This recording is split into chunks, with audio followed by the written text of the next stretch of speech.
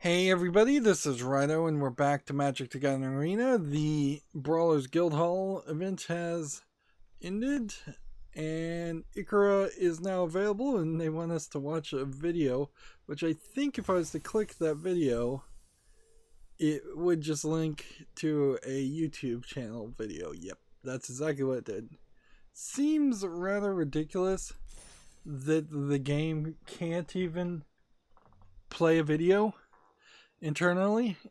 Like seriously, it's not too hard to get some core base of Chromium or Video Lion client, any open source video player. You need HTML5 support. Even there really should be no reason why we're launching to other pages to do this. So an event ended. The rank draft ends in 51 minutes for Theros Beyond Death. This is the fake ranked bot rank draft that will be replaced with, I guess, Premier Draft Ikra, which we're going to play today. Friday Night Magic at Home now has an art, so it did take them an entire week to be able to throw together this art and this text over that art, which is kind of ridiculous too. Like, seriously, Hasbro. Apparently I don't even have a reroll. I don't know why that is the case. Let's go to the store and see where we are with that. Everything's updated. So I might have been able to look at the cards in all fairness and done a special video yesterday. It completely slipped my mind though, so that's why that didn't happen. And honestly, from what I hear, the servers weren't going very well anyways, so it wouldn't have probably been a very good experience even if I could have gotten online. You get a bonus Godzilla series monster card styles if you buy a pack. But there's several of these card styles. Let's see. They're now showing you what they look like though, so this is nice. That they are doing a little bit better now. The problem with these skins is while they're funny and cool, you're not really going to be able to build a deck of cards just around this art style. And this is like the first time they've zoomed out to show everything on one screen also. That's interesting. So in the long term of playing with that, that doesn't seem like that's a good move. And you can only get those if you spend gems, aka real world money. And I think if you wanted them all, you're probably best off just spending the straight up 1800 gems, which I think might be about $60 to $100. I don't even know what the equivalent really would be for, but getting 90 packs of these cards also probably not super useful. There doesn't seem like there's any other bundles. There's no new avatars, and I don't think there will be any new avatars. And there's no new skins or sleeves being paid for here. And this pet is new. Looking at the mastery.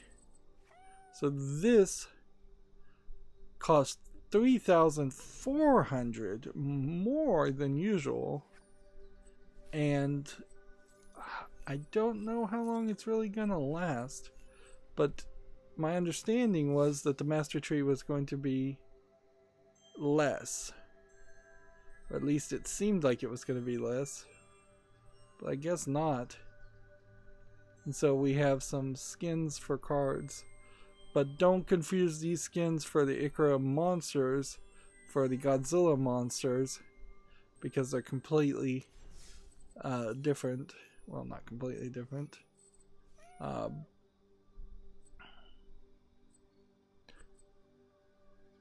So we keep going all the way up to level 80. I went to 112 last time, and there's no real reason to try and purchase it right now, though. We can put that off. We have a free one-player draft entry. What else? What else do we need to set up here in the whole setup? My sharing of my chat via Chrome, the web page of the chat via Chrome, seems to just not want to work anymore. So I'm in a weird position where I'm having to watch the chat via YouTube, which figuring out I could do that took a long time. So we're a little late to start today, but that's fine. I was kind of trying to push this off. So we need to play a draft, and drafts will get us cards, and drafts are pretty much the only way we want to get cards. But we also wanted to purchase some packs. So how do we do this so that we don't screw this up? I think for Ikra we have to get some packs, don't we? I think we're going to buy 30 packs. Now 29 packs. Now 28. How many can we go here? We'll click a bunch and then I'll get them. I'll just subtract.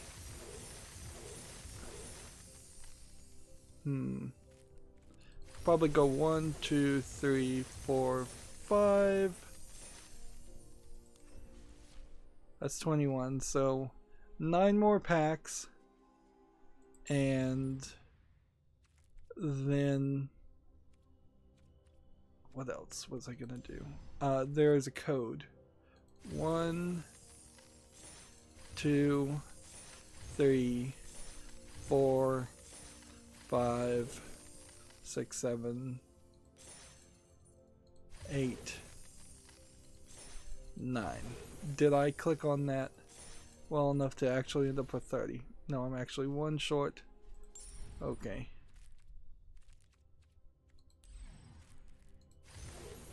Now we have spent 3,000 gold to buy 30 packs. I think that's about right. And then if you type in play Ikora here. Ikoria. That's, you have to spell it right. Play Ikoria. We'll get 3 more. Every time there's an expansion, they put out Play Ikoria as a as they put play and then the name of the expansion. So if you're new to Magic, play Theros, play Eldraine, play Core 20 or something like that. You'd have to look up online. Play Spark or WOS. Play Ravnica Allegiance or play Allegiance. Play Ravnica. There's, I believe, a code to give you 3 packs from everything. And I don't think any of them are probably ever going to expire. These cards from the first year of Magic Arena are not in standard anymore. And we are, as of the next set, going to lose Core 20 and War of the Spark and Ravnica and Guilds of Ravnica and Ravnica Allegiance, which will just leave us then with Throne of Eldraine, which was a fine expansion but had some not very well thought out cards that had to get banned very quickly. Theros Beyond Death, which people weren't very hot on, and Ikra, which either is going to take us further in one direction of just a lack of enthusiasm for Magic Arena, or change the pace and change the direction of enthusiasm. Having not looked at any of the cards, I don't know what we're looking for. but we're going to, in general, try to figure out some strategies and see what we've got. I know there's cycling. You may pay the cycling cost to discard this card and draw a card. So, if it's on the field, I guess, you can discard a card and bring in something else using the key phrase cycling. There's also metamorphosis, which will be a consideration, and everything is just going to be a creature. So I don't know if we're going to get too crazy with any of these right now. 3 mana for 1 mana, plus it can be cycled. It's not a very useful thing. Search your library for up to 3 multicolored cards with different names and exile them. An opponent chooses one of those cards, shuffle that card into your library. You may cast the other cards without paying their mana cost. Exile Emergent Ultimatum. Interesting. Very, very late game card, so you'd have to synergize that with quite a lot to figure out how that would be useful. This would be the expansion, since the next expansion is just going to be Core Set 21, which will probably just be reprints mostly. This would be the expansion that really needs to bring together Theros Beyond Death and Throne of Eldraine into a deck that can really be played.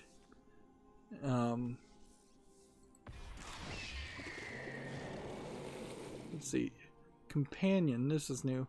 If your starting deck meets the companion's restriction, you may choose it to be a companion and cast it once from outside the game. So companion, or these starting deck restrictions, have potentially game-changing ideas to them, like even bigger than Planeswalkers. But the one restriction I saw here, this one says you have to have 20 cards more than the minimum deck size. So 20 plus 60, which would be your average deck size, means you're talking 80 cards in your deck, which is a huge cost. And that was the same cost I had heard also. So I'm not sure if that's going to be pretty much the cost for all companion cards, is that you have to have a significant larger amount of cards in your deck. May not really matter though, because if it's part of some strategy that's like a one turn first turn victory scheme, having 20 more lands in your deck may not affect anything. This one has fight, which I don't think is a new concept.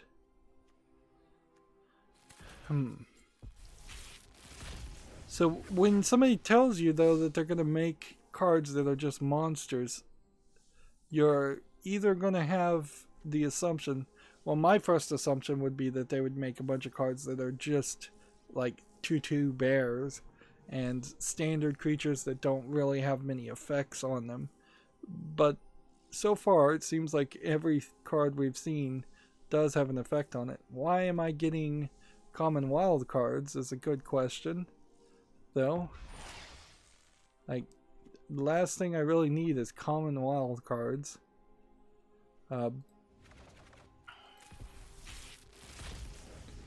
This is gonna be a long stream because we're gonna open these packs, and then we've got a draft, and then that's probably gonna be it for the whole day. Now I cannot complain about getting a gold rare wild card, other than to say could have been a mythic rare wild card. But why am I getting so many wild cards already? Like, shouldn't I be unlocking more regular cards?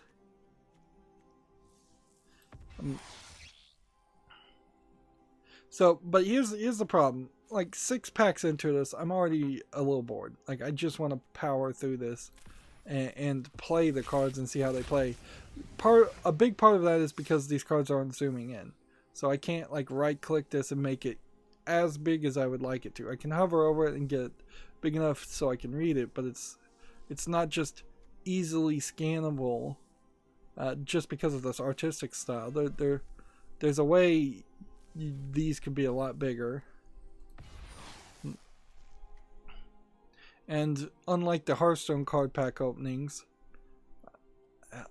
there isn't that day before scenario where I could have looked at all the cards and know what they did easily. So when I was opening like 50 to 100 card packs in Hearthstone, I knew what the cards were. I could tell them just by their picture. That's not the case here, and so I really just don't want to sit here and scan every single card, particularly when the exact next step to do, which is the only logical step to do, is to go into the draft deck, go into the decks and look at the cards we didn't collect in the expansion and compare them. So you know what I think we'll do is we gotta experiment with this at some point. Let's just open 10 packs.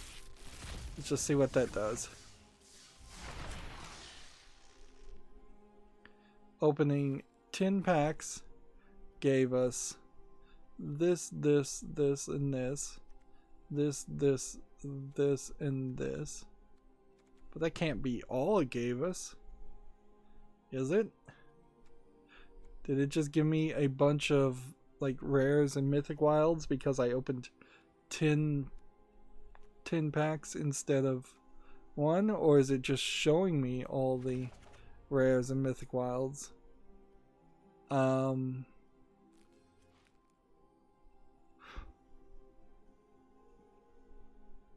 Yeah, so I guess I'm assuming there I just skipped all the commons and uncommons, which is weird because that definitely was not 10 packs worth of cards, and so I'll have to apologize for that. That was not how I wanted that to go. I thought it was going to be more like it would just kind of scroll through it and show me everything, not just completely skip things.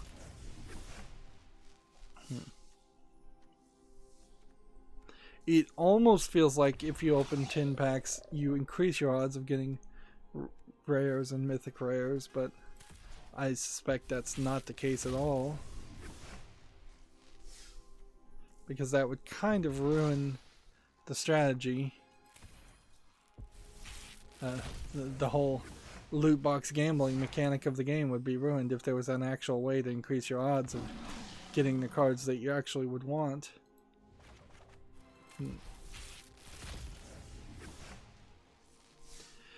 One thing I would really like to see Magic do, or any collectible card game do, and none of them really would do this, is give me some small amounts of rewards for the cards I already own and purchased or got for free. Like, so if I was a day one player, it should say we've looked at your collection and your collection has a estimated value of this much, therefore we're going to give you 5,000 gold or 10,000 gold.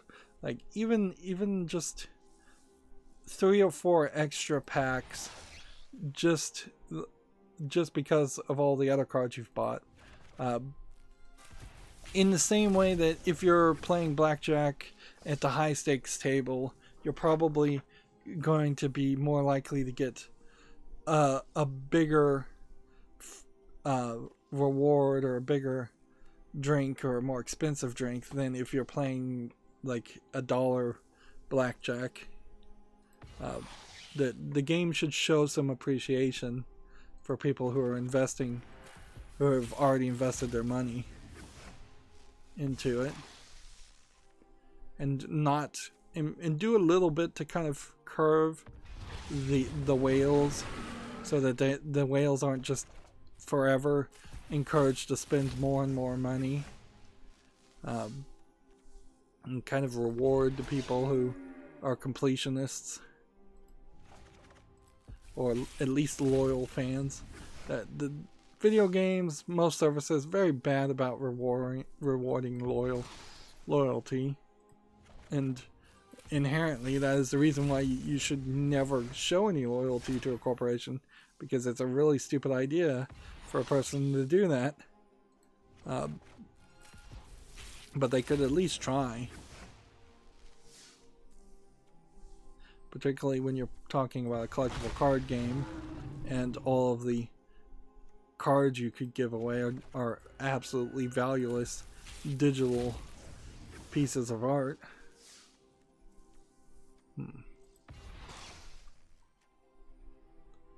Interesting.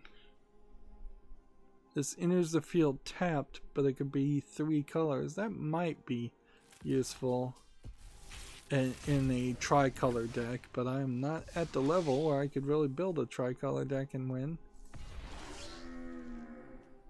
Alright.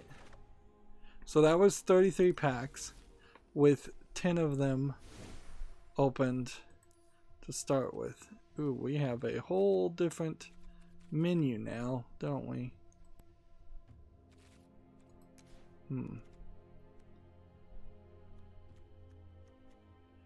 So, I guess we'll just look at the new things first. Quite a decent amount of new things. Each one of these is 6, so we got 12, 18, 19 white cards, and then we got 12, 16, 15 blue cards, plus another 6, which would be 21, 22, 23 blue cards. Then we have 4 plus 12, which would make 16 black cards. And decent amount of copies of these cards, too. So I stopped counting there. But yeah, a decent amount of black cards. A decent number of red cards. I wouldn't be surprised if red still wins pretty well. We actually managed to get 4 copies of this card and 4 copies of this card, so those must be extremely common cards, and that will be our next step, because we have the I want to call it Hearthstone overlay, or Hearthstone deck tracker, but the unturned.gg, untapped.gg overlay for Magic Arena that will tell me what cards I have. I want to help myself by filling in this collection already with the common cards, since that's really all you can do with the wild cards anyways. It's just when a new expansion comes out, let's do that. So here's standard deck cards, here's historic deck cards. So you can no longer filter, I guess. It seems like you can still kind of filter through things, but historic feels like it's going to probably disappear pretty quickly amongst things. And then collected and not collected. And now we can filter between the number of copies we have, which that is great. Did we lose any filters in this system? I don't think so. No, if anything, it's just worked better. So here we can take a general look and see what percentage of cards that 30 cards got us. It's not a bad start, really. I kind of wondered if maybe 50 cards was too much, because it felt like too much with Theros Beyond Death. But here it seems like it isn't. Here it seems like it's that is the right amount. So if I go over here and go to not collected, we can count in total 12, 24, 36, 48, 50, 60, 72, 84, let's see, 96, 108, 109. Looks like we're missing 109 cards. Now if we come over here and say basic lands that are not collected, I guess the answer would be none. Commons that are not collected, let's get a count. 1, 2. So very doable. Very, very doable to just use all 53 of my commons to get at least one of these. And here's the battlefield. You gain 1 life. These are basically the same as the cards we've already had, but instead of them enter the field, no, they still enter the field tapped. So these are effectively just reprints, and I feel like the names might be the same too. If not, they're different. It really doesn't mean anything. So like these cards, not a mistake to get 4 of these. There's definitely strategies you would want where you can play a card and it enter tapped and give you more life. So that's an easy solution. Problem here is that it's slow as all get out.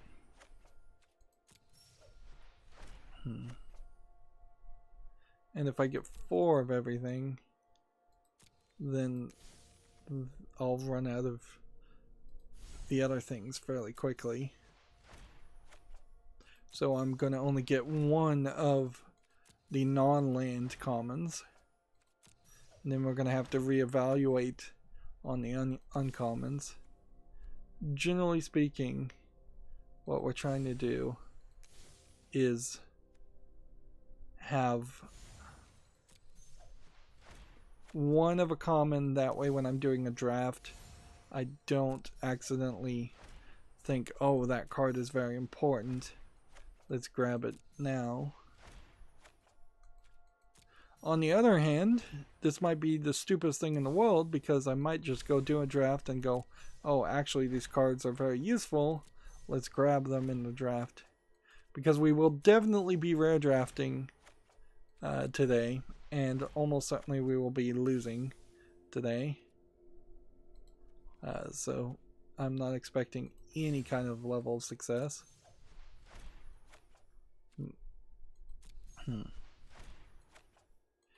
But there's some BS here, definitely, because I already had cards like this. Like, all I'm doing is just replacing cards from the previous expansion, which will leave standard. And this is exactly how you can make the argument that standard is the most expensive format of Magic, because you're constantly forced to replenish your decks and rebuy reprints, whereas other versions of Magic, such as Modern, Historic, and Pioneer, really doesn't have that same issue. I'm gonna have to do just 1 here. I don't even have enough wild cards. Yeah, it does not really make sense that they would have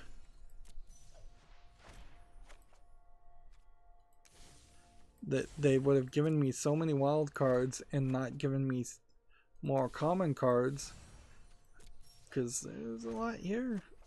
Yeah.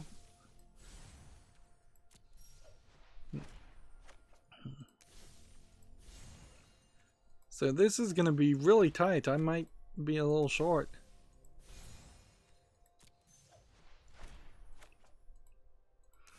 And there's no real value in actually owning one of every single card. They don't give you any kind of like achievement or reward for that.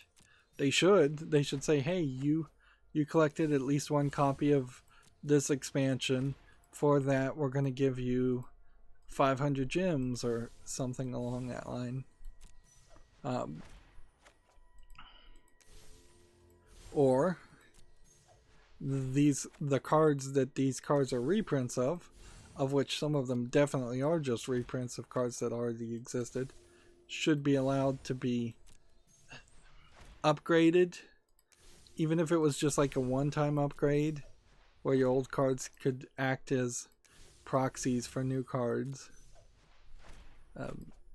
The digital factor of this card game has to actually be a factor. Wizards of the Coast can't just keep pulling shenanigans and trying to get the same people to buy the same things over and over again.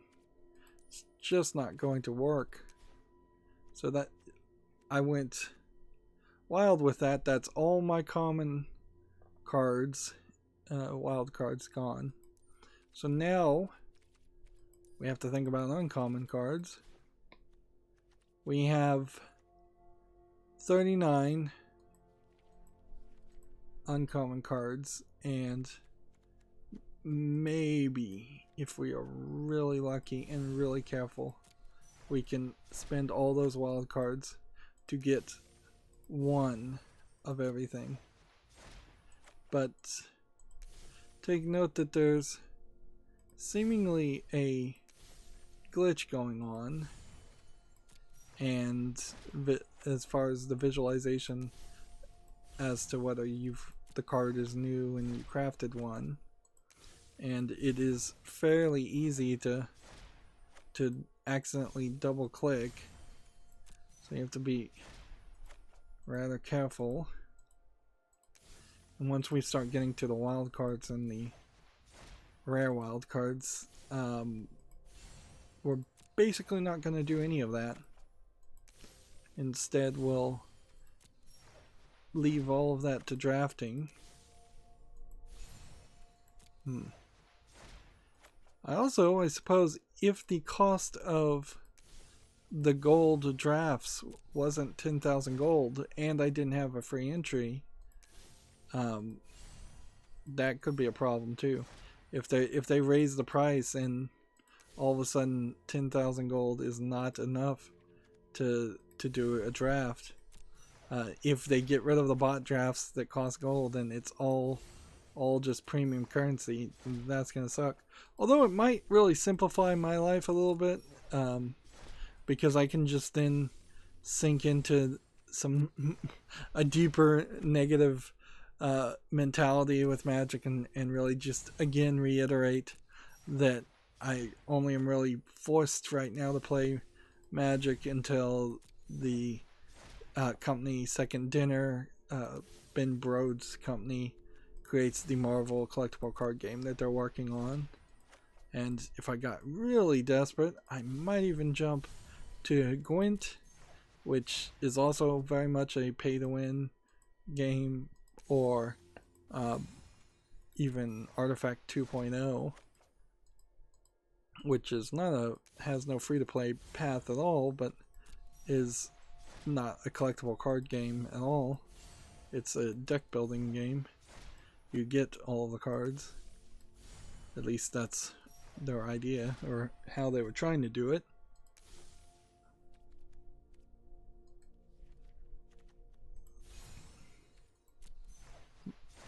We might as well put these wild cards to use. It may very well be that the next expansion, though, we are very short on wild cards.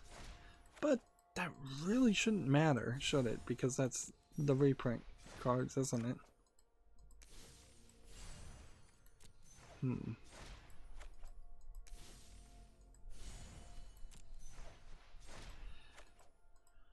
So, this is probably the best time to do this, or at least experiment with this. There's a problem still, though, that for all of Theros Beyond Death, I could never really decide how to use the new cards and build a better deck. I really am still kind of at day one as far as building my own deck. I might have enough cards now to start thinking about looking at meta decks online, but yeah, a lot of the cards didn't seem like they really synergized. Alright, so let's look at the rare cards that we're missing. We are missing 31. We have 31 rare cards, and I guess I could try and take the commanders. That might be interesting.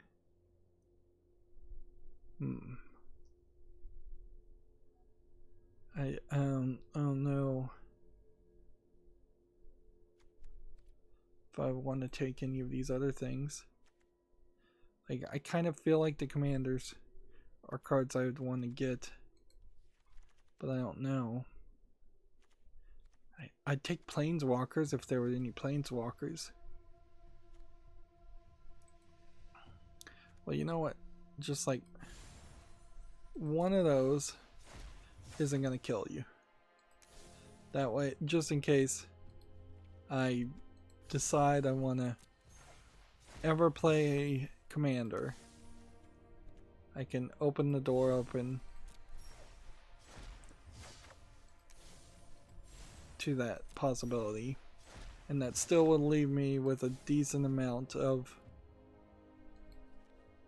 other cards. I won't get too crazy. I thought about maybe getting this card, but nah.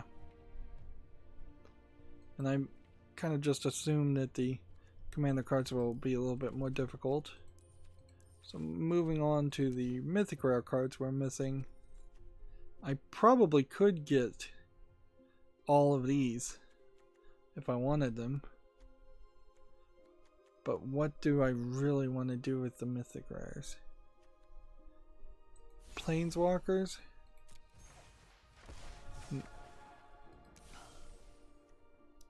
Let's just get the 2 planeswalkers right now.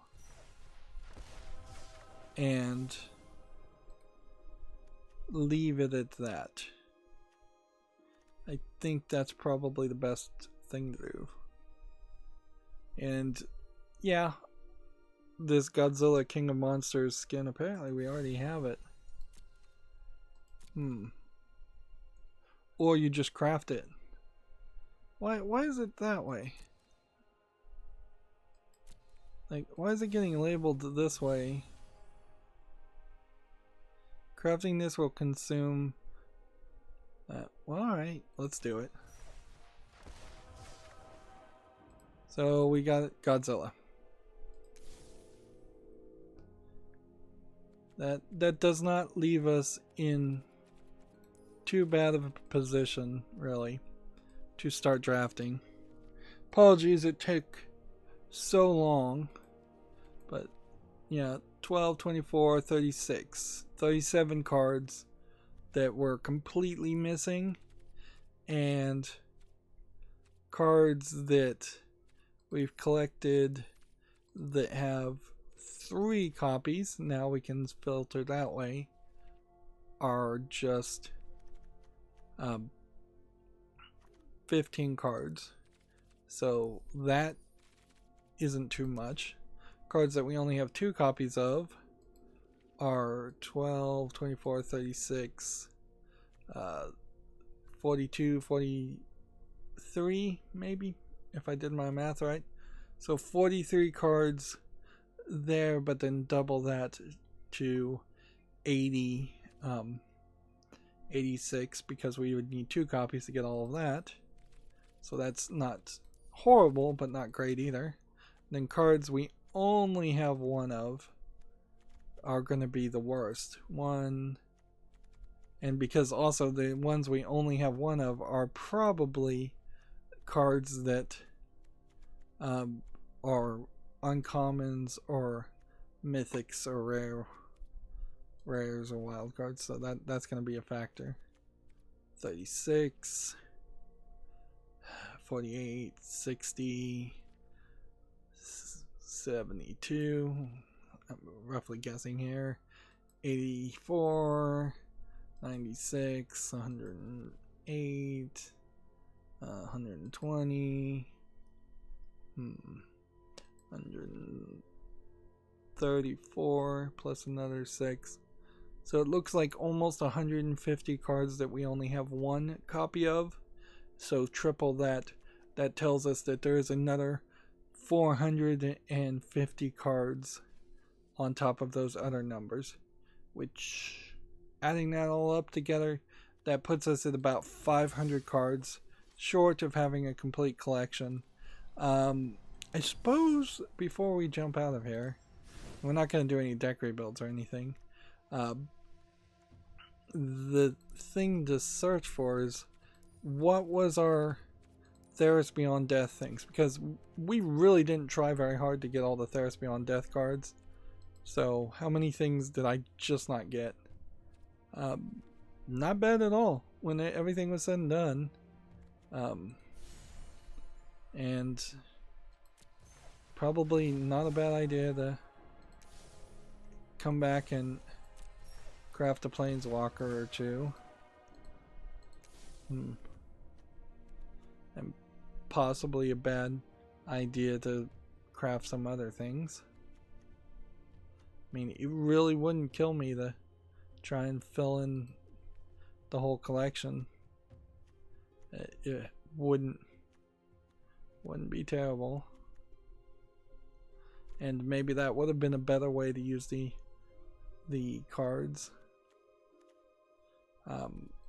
As far as not collected commons and uncommons, I believe that was none. So of what was left was just rare cards and mythic rare cards. And then if we were to look at like Throne of Eldraine, which is only the cards that we really care about, we have a decent collection of mythic rares still, and a decent collection of rares, but no commons or uncommons at all. So, but we are missing 2 commons and uncommons there. Alright, sorry for that slow setup, but let's get in here and we'll do this. This sign up ends in 9 minutes, so we weren't going to play this. So this would have, let's see, Sealed Ikra Lair would be 2,000 gems. You would receive 6 15 card packs. The cards will be added to your collection and you'll use them plus basic lands for a 40 card deck, play games, and receive prizes based on it. Not a bad offer. Unfortunately, it's just too expensive. Getting 3 packs if you win, or getting 3 packs if you just immediately lose. But you would have to get 6 or 7 victories best out of 3 to make your money back. And let's see. Every entry includes a yellow on yellow background image here. That's no good. Includes a monster card style, I think is what it's trying to say there. And this is the premier draft. Okay. Yeah. Until May 21st, each entry includes a Godzilla series monster card style. Select 1 card at a time in a rotating draft packs. The cards will be added to your collection. You'll use them plus basic lands to make a 40 card deck, play games, and receive prizes based on the games you win. Player draft, a time draft with 7 other players. It is still 10,000 gold and or 1,500 gems. Let's see, I want to double check that my screen is still working. Yep, alright. keep playing until you reach 3 match losses. If we lose immediately, we'll get 1 pack. If we get 1 victory, we'll get 100 gems in 1 pack instead of 50 gems in 1 pack. If we can get 2 wins, we will get 2 packs. If we can get 3 wins, we get 3 packs. If we can get 4 wins, we get 3 packs and more gems. 5 wins, we get 4 packs and more gems. 6 wins, 5 packs and more gems. And at this point, this is where you really would be making your money. So we want to play with the free entry ticket and get a feel of this, because this might very well play very differently with real people. But I suppose that if this goes really well, then on Monday we'll come back and play another one. We very possibly will try to do one every week, which also means I need to make sure I do daily quests to get gold. Okay, so we get a reward skin, apparently just for starting, and all of a sudden, let's see, it's connecting us to real people, and my software is not working. Darn it. Alright, well, then we are going to have to try and do this by hand. It sucks. Alright, well, let's do this. And then confirm pick.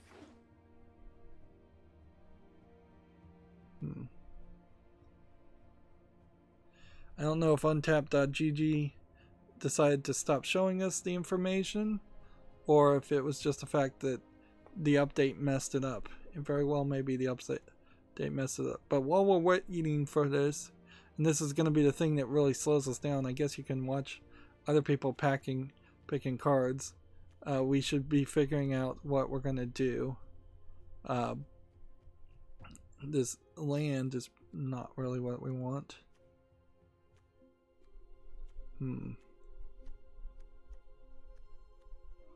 Let's see. We're going, I guess, red. So I guess our best options is either this or this, so we'll take red and we'll go this direction. These cards do seem to be sorted in rarity, so lifelink counter on it. I don't know what that would be. But I guess I'll take it. All of a sudden you have a real ticking timer on you. And that's not generally what you would want to have happen. I feel like these packs are not as useful, not giving me as good cards as I would have gotten usually. Let's see. I think I'm going to just go ahead and decide to take this, even though I should probably take this. Let's take this and try and win. It might be a mistake. Maybe I should just 100% rare draft. Now, there's some weirdness when you don't see the names here. But we are here, and you can see what's going on. Is at some point somebody opened some packs and then passed packs, and people are just making decisions and passing packs around in a circle. Now, here's the point where I don't understand drafting, really. Are we really going to be playing against all of these characters at the same time? Or is that some kind of commander gameplay style? Or are we going to just be playing player versus player like before?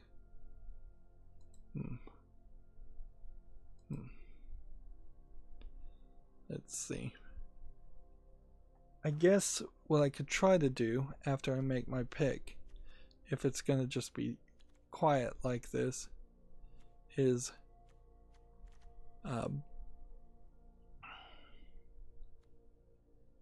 just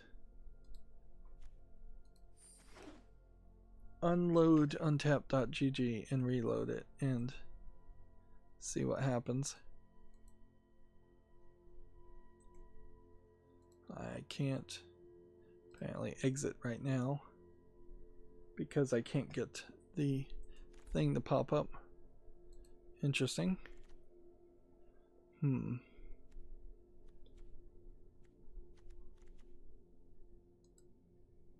No, I don't want to pick that because I don't want to play blue.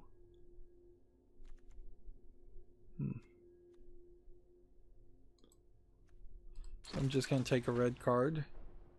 And we're going to try and focus on red, white, and black cards. It seems to me like people are probably rare drafting. Why is there just a basic swamp? That's weird.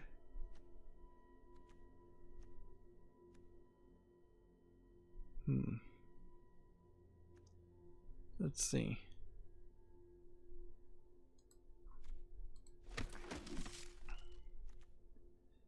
So again, it does feel very much like we're not having much of an experience. Not getting as good of cards as we were in drafts previous.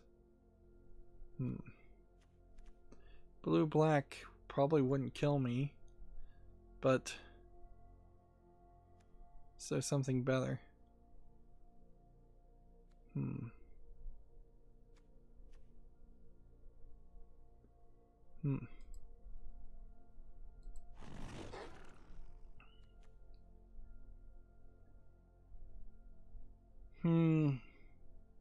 Three mana. Counter haste.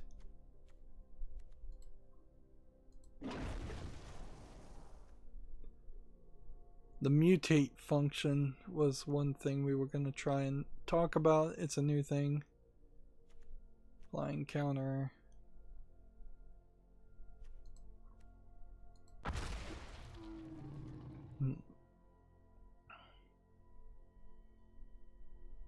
Three counters as a colorless, or do we want a white blue? I think we'll take that.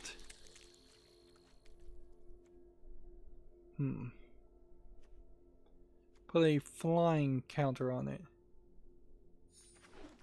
Apparently it just picked for me because I moved too slow. Alright, well, first thing we want to do is take that card because that's a rare card. Apparently we are now going in the opposite direction to keep things more interesting and more fair, I guess. I guess that makes sense. This is really slow though. Like really, really slow. So I'm just gonna rare draft. Like anything I can rare draft, I'm gonna rare draft. I guess it didn't even really matter that I picked certain cards or used the wild cards for certain cards, because I could have just picked the first card on the left every time for this first draft. At least the odds of me picking something I already had 4 of were almost 0.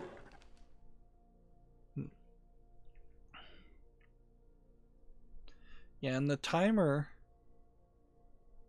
is going to be an issue with untapped, because if you only have like a minute to make your pick, then yeah, that's not going to probably be fast enough. .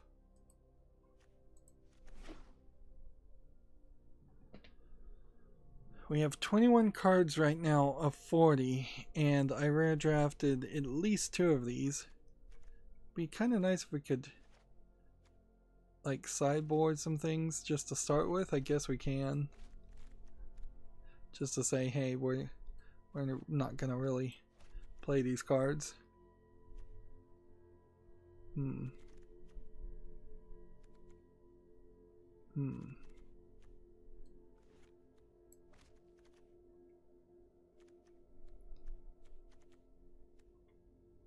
That does help us a little bit, I suppose, just by... But what happens when we start sideboarding more cards than we actually can? So pick between these two.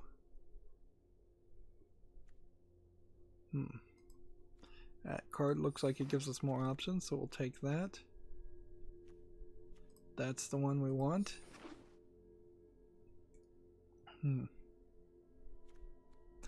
I have no idea what these cards do, and I really won't know what they do until I start playing them. Like, I have enough time here to kind of look at these cards. But that's about it. I can say I have probably 2 expensive cards. It would be nice if we had some lower level cards in the deck. And I probably am going rather heavy on red and white.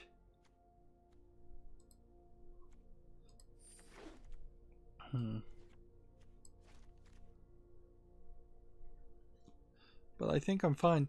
And if this is a 40 card deck, that includes land, so we've already got plenty of cards. I guess the idea would be to decide what cards we don't want. Haste cycling 2.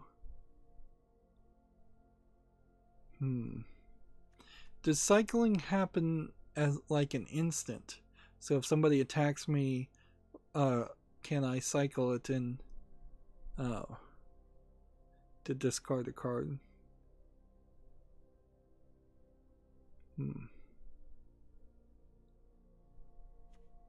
Interesting.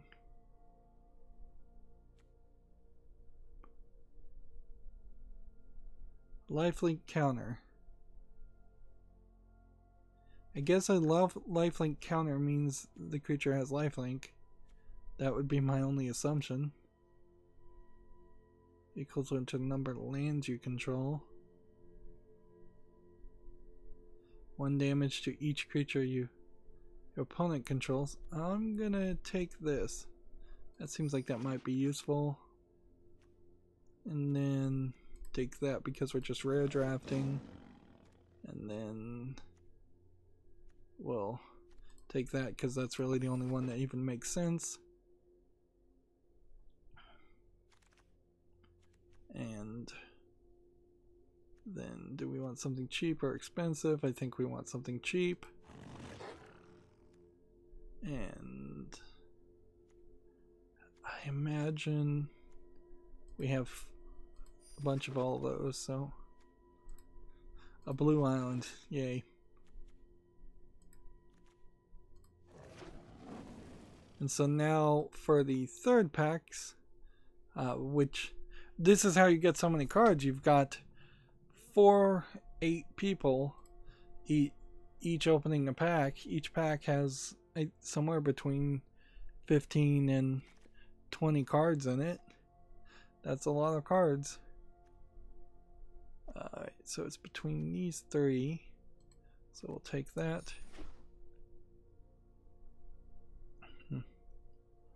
And this is why, in my ignorance, I think drafting is the best way to get cards. And there is something to the idea if you're playing real world paper Magic and you're drafting, you'd be sitting at a table. People might be talking to you, unless they're just total jerks, which might also be the case. They might be helping you out. You, as a new player, you might actually benefit somewhat from just saying, hey, what card do you think I should pick here? They might lie to you completely, but at the very least you have that option to ask the question. Versus playing Magic digitally, you're not getting any chat or anything like this. Maybe we'll jump into some chat. Maybe they will put us all in the chat once we're done drafting, but that will be a little too late at that point. I'm going to take this one because I don't think I have it. Whereas I think I might have had the other ones. So yeah, you miss out on the potential benefit there. Some people clearly are slower than others. Right. Might as well. Well, if these are just uncommon cards though, did we get 4 copies of all uncommon cards? I'm not sure, so I think I really do want to just keep on rare drafting. Even though this obviously is going to hurt my chances of winning, it's still, I think, the way to play. Let's see, let's take this one.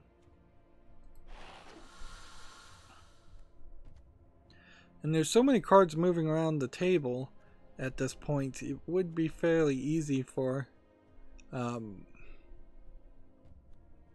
it would be fairly easy for somebody to palm a card, do a bait and switch. I wouldn't be surprised if there's a few aspiring magicians out there that go to Magic games and straight up try and cheat that way. But maybe everybody keeps a decent eye on each other.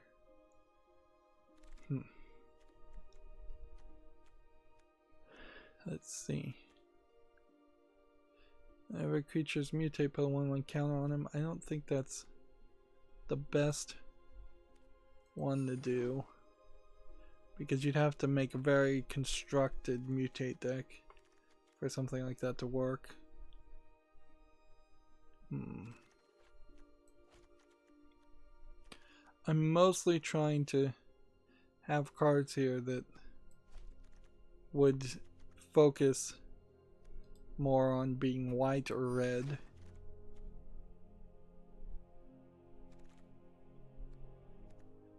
I don't want to have things here that are outside of that realm. I'm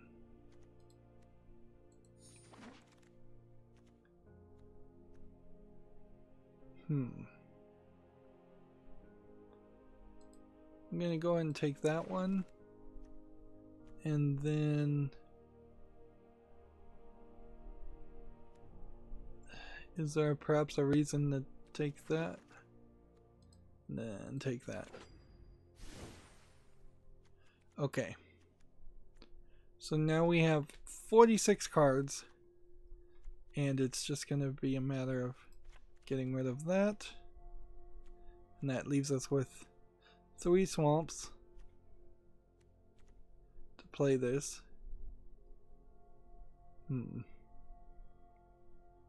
Maybe it's not worth really playing this. I mean, wouldn't it be real easy to just do that, and then we are literally just playing red and white? Okay. And well, I guess look at the side deck in a second. I don't even know.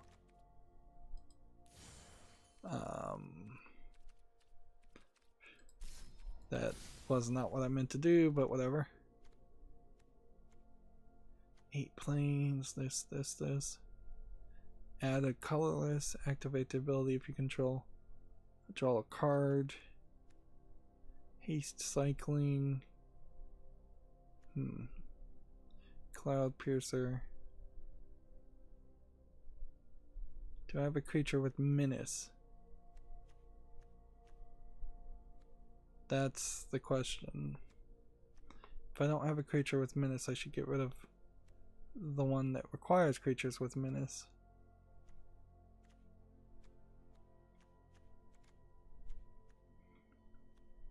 No, I don't have a creature with menace.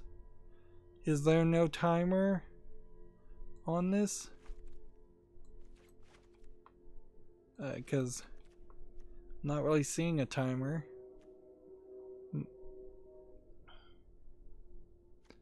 Let's see. 3 mana to give us a black. We don't really need that. We want cheaper cards because I'm not going to be able to figure out how to win with expensive cards. Reach, mutate. Don't really know how mutate works.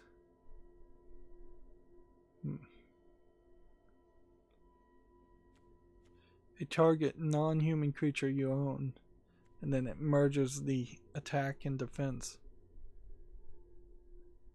Creatures you control get +1, +2, 1, +1. Let's see, mutate again. Mutate.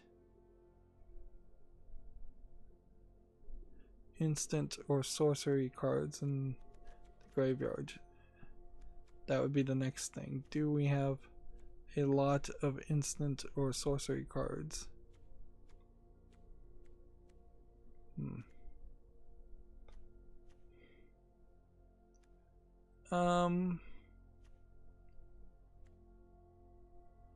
There's actually a decent number of instant and sorcery cards. So something else we want to get rid of.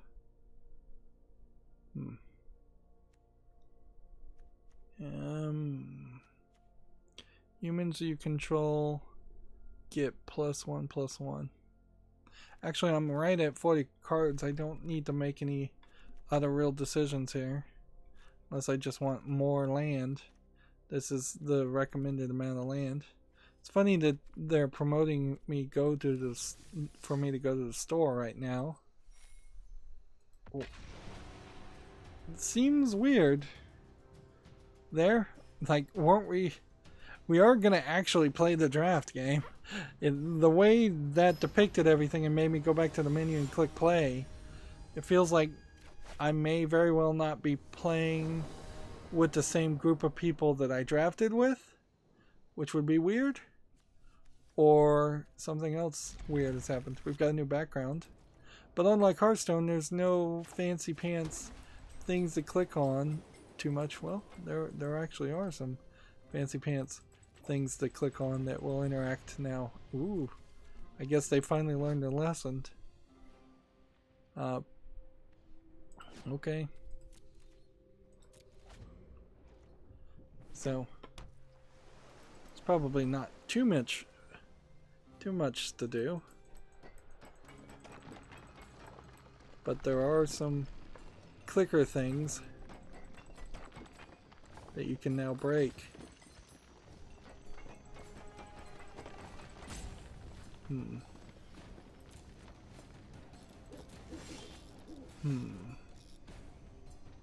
Okay. We want to open up as many possibilities as possible. Let's see. Cycling. Discard this card and draw a new card. Let's try this. Alright. I see the benefit here. Odds are I wasn't going to be able to play that expensive card at that high price, so instead we just draw a new card.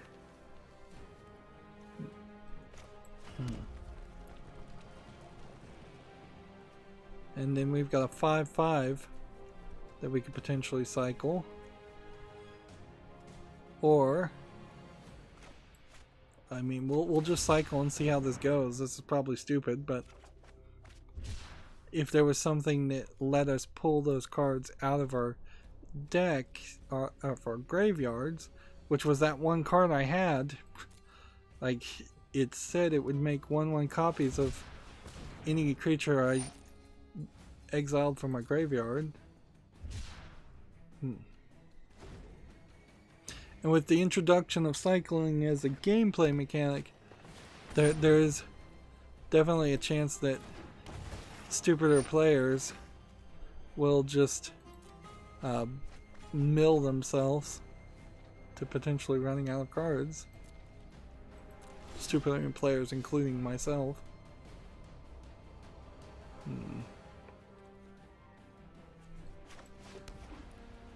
Okay. This can't mutate, unfortunately, but we can just put it on the field.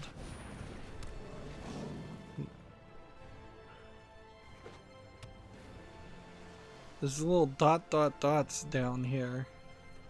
I suppose our new animated way of trying to show more of the card. And take note that they have changed the icons. Now they're a little bit smaller and they don't look like just computer icons on top of it, of something else.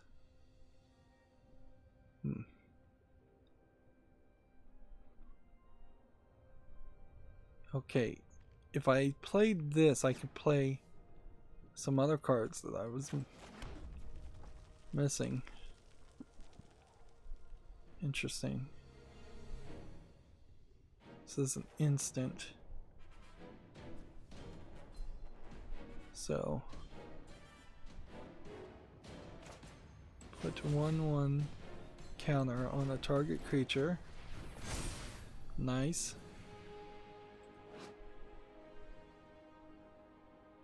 Target human creature you control gets +1/+1, and indestructible. Target non-human you control gets +1 and indestructible until the end of the turn. Nice. And could I give this character double strike? Yes.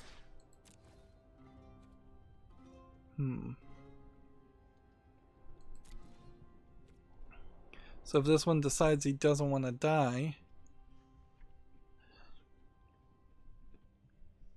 I guess he did decide he didn't want to die, so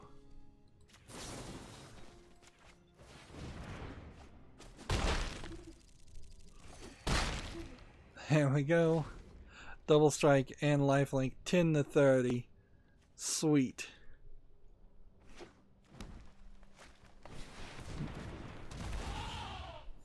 And then that one can attack. Whenever you cycle a card, you may have Reptilian and Reflector become a 5/4 creature with trample and haste in addition to all other types. Interesting. Tap an untapped creature you control, exile tapped creature. Put a 1/1 counter on the creature tapped to pay this spells.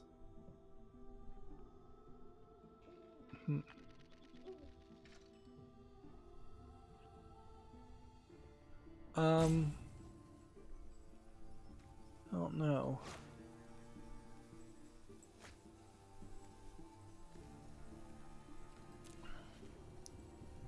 I don't know if I want to do this, but let's go ahead and attack. And we'll see what we do here. This is a sorcery, darn it.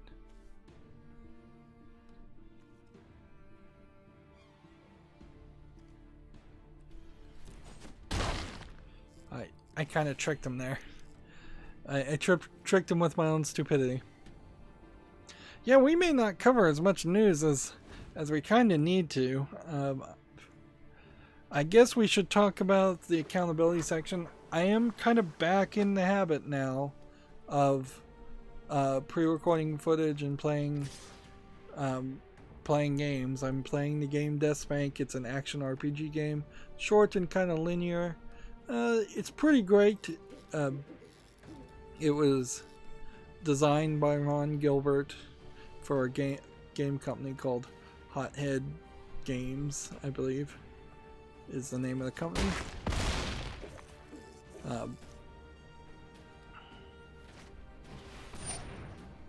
5/4 plus this.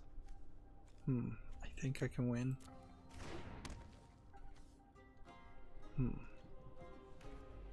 I think I can win.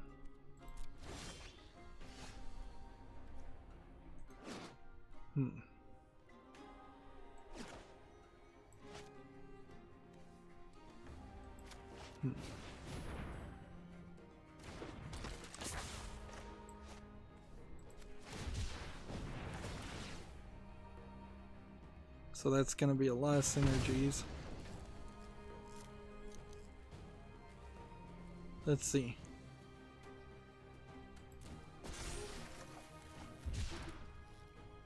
And this. Exile that tapped card and tap that card.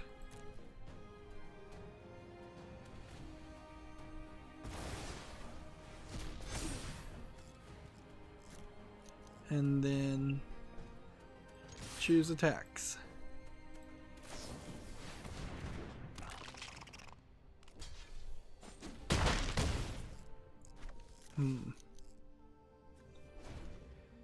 He's trying, but it's gonna be really, really hard for him to do that. What is this? This mean? Is that a companion cost? Yeah. Your starting deck contains only cards with converted mana cost of 3 or greater, and land cards. When card enters the battlefield, draw a card for each other permanent you control with converted mana 3 or greater. Interesting. Whenever you cycle a card, tap target cards you control, or play this.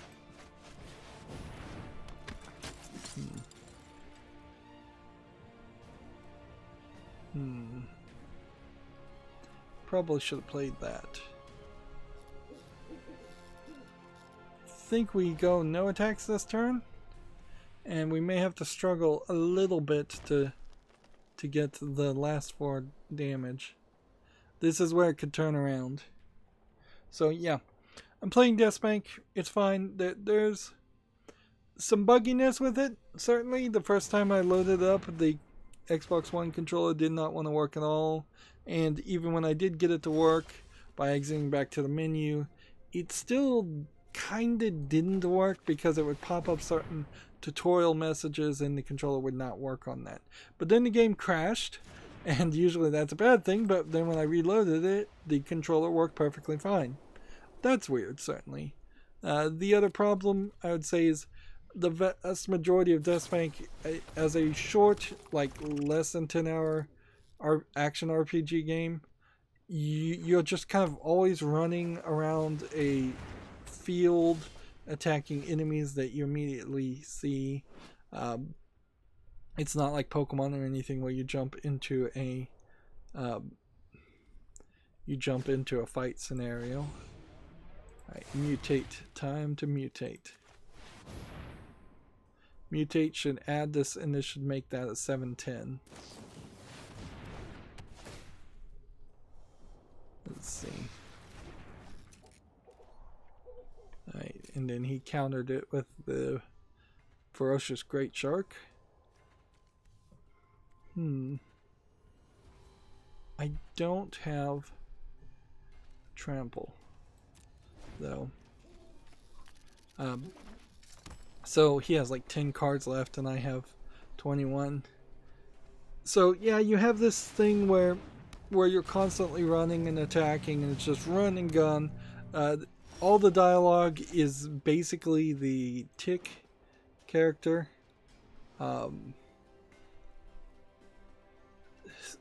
Yeah, it's basically the voice actor who plays the Tick in the cartoon. Let's see. Target human you control gets +1/+ and gains indestructible. Target non-human gains indestructible. So target human, +1/+1 and indestructible. Which I suspect, I guess we'd want that one. And then that one. And then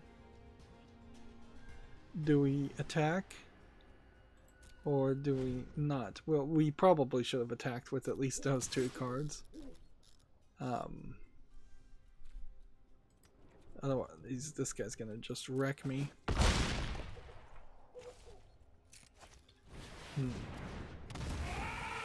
If he gets his companion card, he is going to have so many permanents on the field.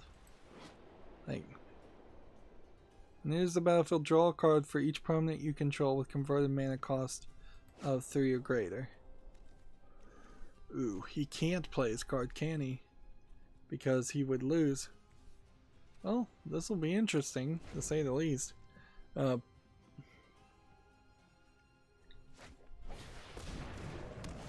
Yeah, the main thing I'd say that's wrong with Deathbank, though, is that you run around attacking enemies, and then you get into, like, conversation areas that don't quite synergize as much as one would like. I think I've lost. If I was just gonna guess here, I think I may have lost. Yep. So you'll get into a section when you get into the first real city after about an hour and a half. There's several people that want to talk to you, several people that want to give you side quests, and you have about 30 minutes of an experience where you're just kind of talking to people with some really dumb dialogue that was never intended to be well written or good in any way. So obviously it isn't good in any way. Let's see. This would let us draw more cards later. I could cycle this for 1, but I don't want to. Which is probably one of the hardest decisions, because for 2 you can put it on the field, or for 1 you cycle it. Whereas a lot of the other ones are 2 to cycle and 5 to play.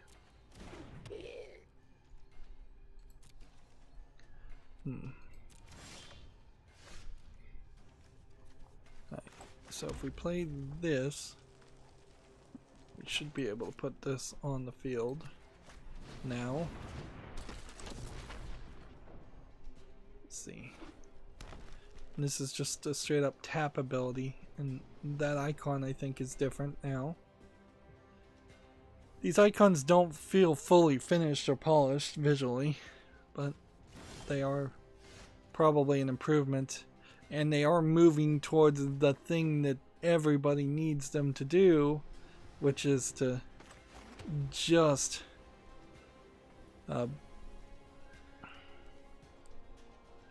see. Whenever you cycle another card, it does 1 damage to each enemy. So we'll cycle that. Which is, yeah, these icons being smaller moves towards this being them making a mobile version of the game, and a cell phone version, which is what everybody needed them to do. Yeah, anyways, so it would be nice if in that first section you have some fights, and then you have some talks, and then you have some fights, and then you have some talks, instead of very often having quite a lot of fights and no talking, and then quite a lot of talking and then no fights, just to keep it a little bit more balanced. Can this mutate? No, because you need to mutate on a non-human, where this is a human.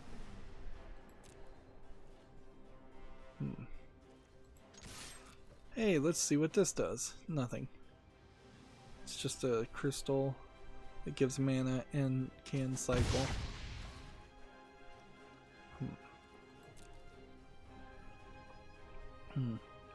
And this guy apparently does 1 damage to each opponent, not to each target or each creature and opponent.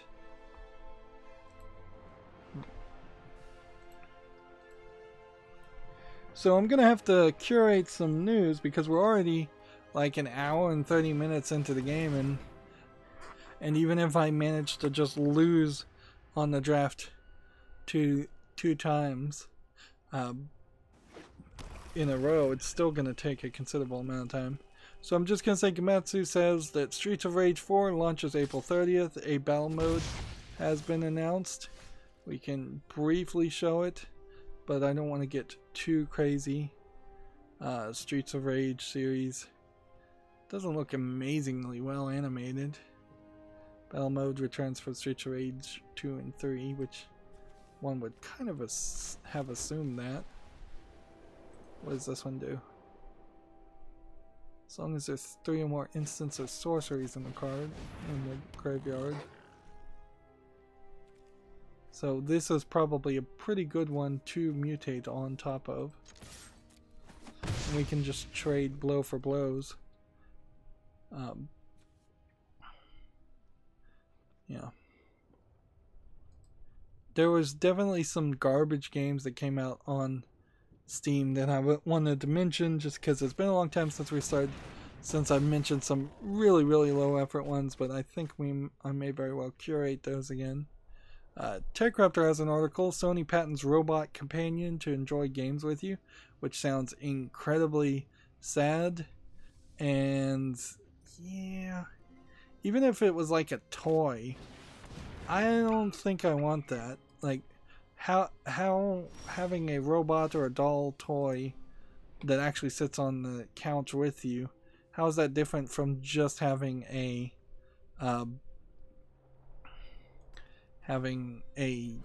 co-op player or an AI player? One or both. Could do one or both on that. Let's see. Mutate that. So which do we want? Double strike or double strike? I think we want this one. Over.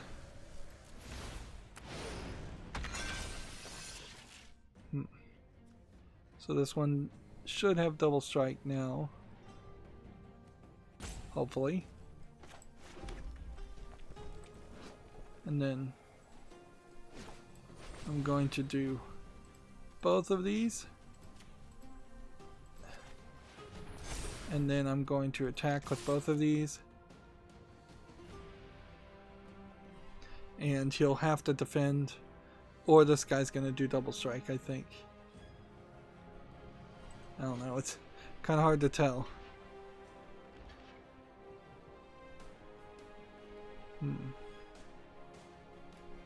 View mutations. Alright. So then it wants me to decide which ones I'm going to attack first. I guess we'll do that.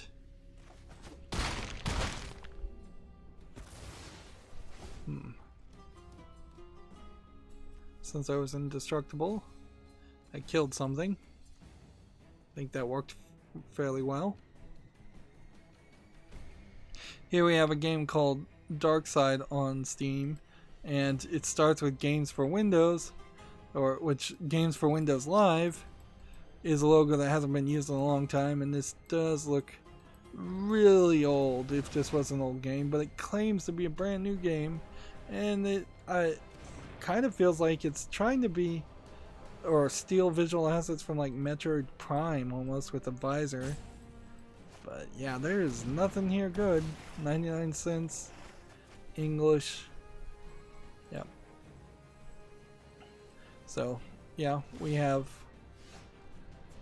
a new bad game on Steam like we do. Let's see. This just goes on the field.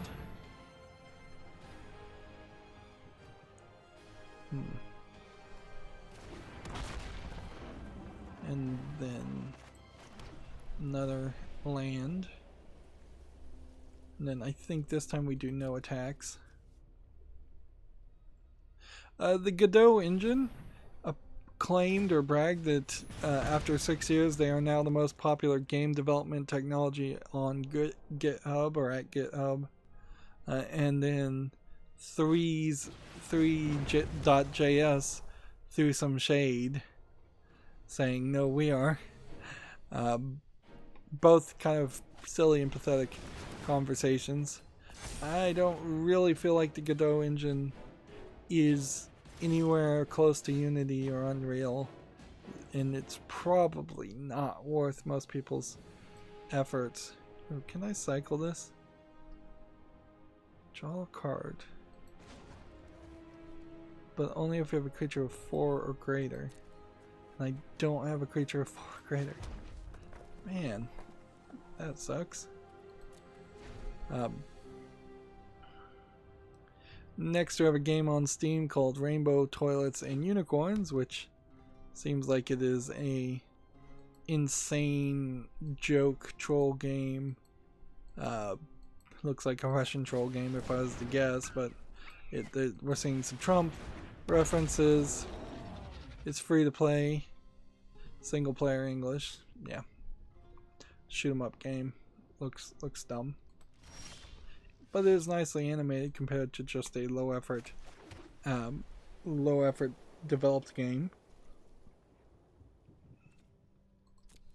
This guy's just going to be able to overpower me pretty quickly. What does this do? Sacrifice Evolving Wild, search your library for a basic land, put it in the battlefield tapped, shuffle your library. 15 cards to 24 cards. But people actually running out of cards, kind of unlikely to happen. Particularly when I don't have any way of triggering him to run out of the 12 remaining cards he has. Komatsu has an article here. Grand Blue Fantasy versus DLC character Zoe launches April 28th. So a new Grand Blue Fantasy fighting character. Yep. Let's see. What are we gonna do? Block that one. And then block that one. Then block that one.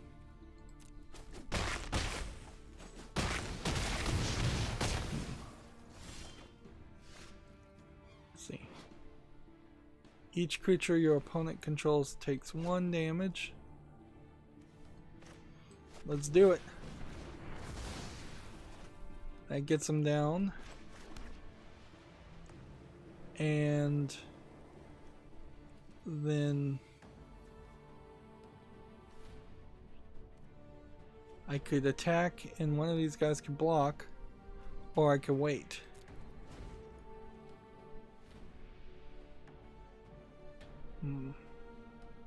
Was that the right time to play that card? Maybe, maybe not. Yeah. I really do feel like Grand Blue Fantasy Versus might be the fighting game for me to jump into. And we'll see with the Action RPG Death Bank if that acts as a entry level in which it pushes me to actually want to try and cover some other longer RPG games. I certainly have plenty of them. I'm still having a lot of problems just being comfortable in my chair. Like even now, after an hour and a half, it's painful. And I did get a small twinge in my back again today after nearly a week of not running into that. I guess he forgot about the double strike. There we go. I definitely forgot about the double strike too, so I can't be throwing any shade with that one. You really have to just be playing against random people though, or bots after the draft part of this, because there's no way that those 8 people that were playing draft with me are still just all playing draft. I should have taken note of everybody's name so I could compare it. I'm gonna keep this much mana. This is insane, but I'm gonna do it. It does seem like this draft deck is probably slower and higher cost cards.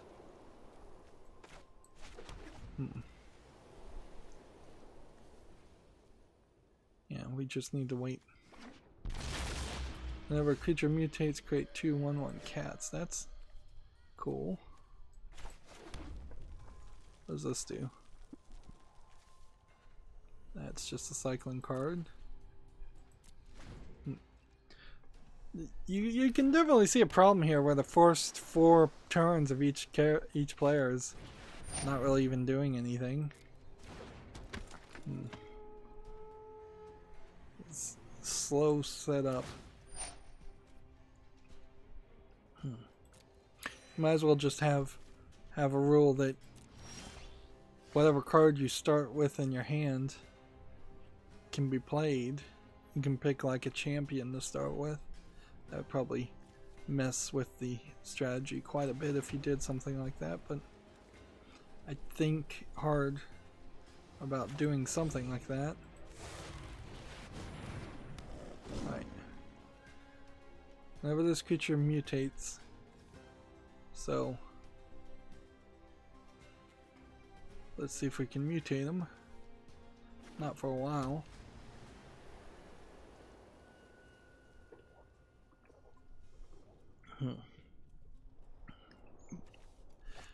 Next we had a game on Steam called Hyper Treasure: The Legend of Macaron, or I don't think that's Macron. Looks really bad. Really bad. $2.79 English, Spanish, Latin American, Japanese. That's a weird combination of languages. But yeah, that's another example of some of the garbage games that I've been kind of filtering out, and I would kind of want to see maybe not continue to not filter out.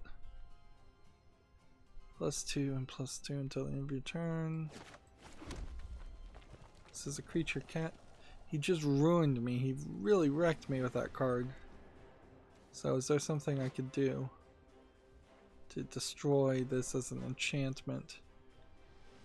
No.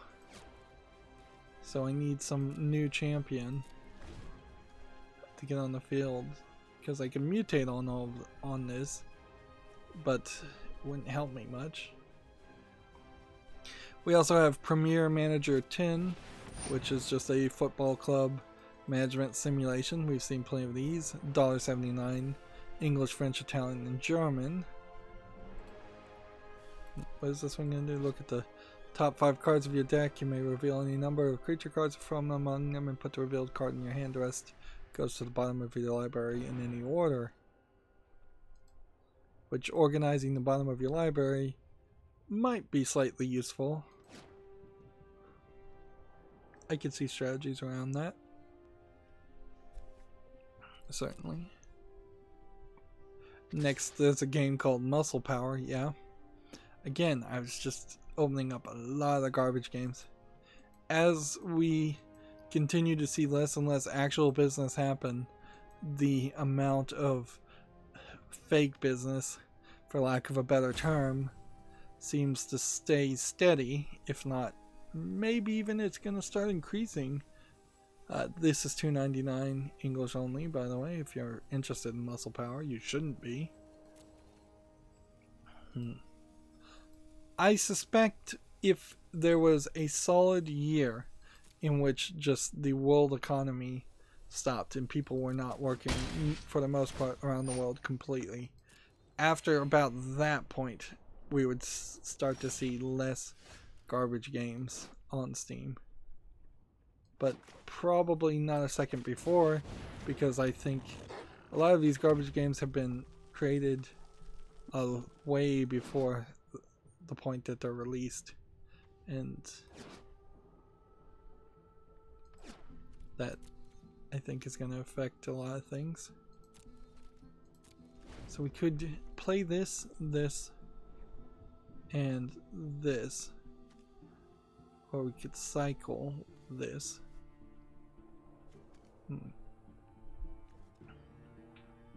If I could pump this guy up. We have an enchantment we could just put on the field. It wouldn't hurt to have it on the field until we're ready. It says double strike. As long as you have 3 or more instants in your instants or sorceries in your graveyard, which would mean I would probably need to cycle this. So I'm gonna cycle this.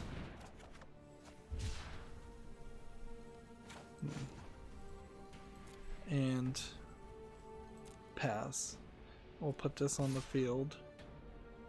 Whenever you cycle another card, deals 1 damage to each opponent. I pass and then block with this, because there's kind of no reason not to block.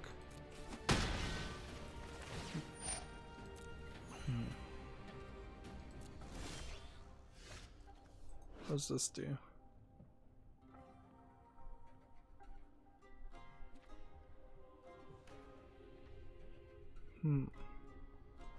Human wizard on the field.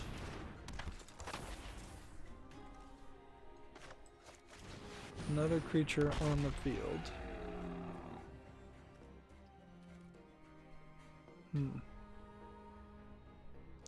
If I can survive till next turn, I might be able to pull this off. Maybe. But probably not. Let's just see what happens. Let's just hope that nobody has double attack.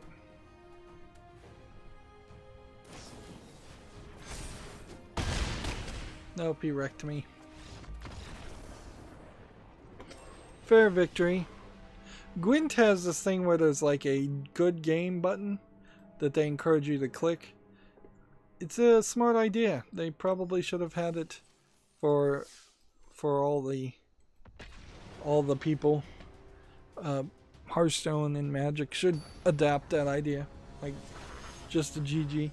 I know they have it in the face of the character, but that's kind of before the fact that you would say good game instead of at the right point in which you probably would say that. I'm gonna mulligan for more land, since this deck seems to be fairly dependent on having a decent amount of land. Let's see. Because, yeah, you can go good game here, but by the time you've just lost and it's moved the screen on you, it'll be too late. Let's see. Next we have a game on Steam called Arco, which is just a simplistic one-screen puzzle game that looks very boring. $2.39, whole bunch of languages, all claiming full audio.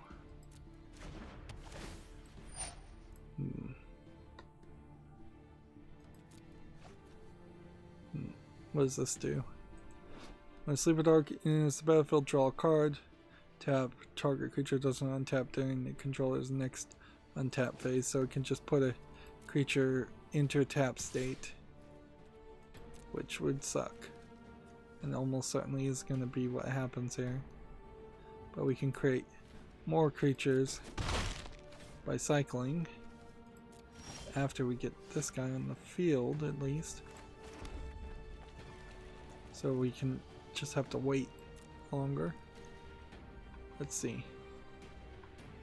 Next we have a game on Steam called My Adventure, and then a bunch of Asian letters, and it looks to me like it's a rather simplistic, maybe a cell phone like RPG game that has been actually brought to PC.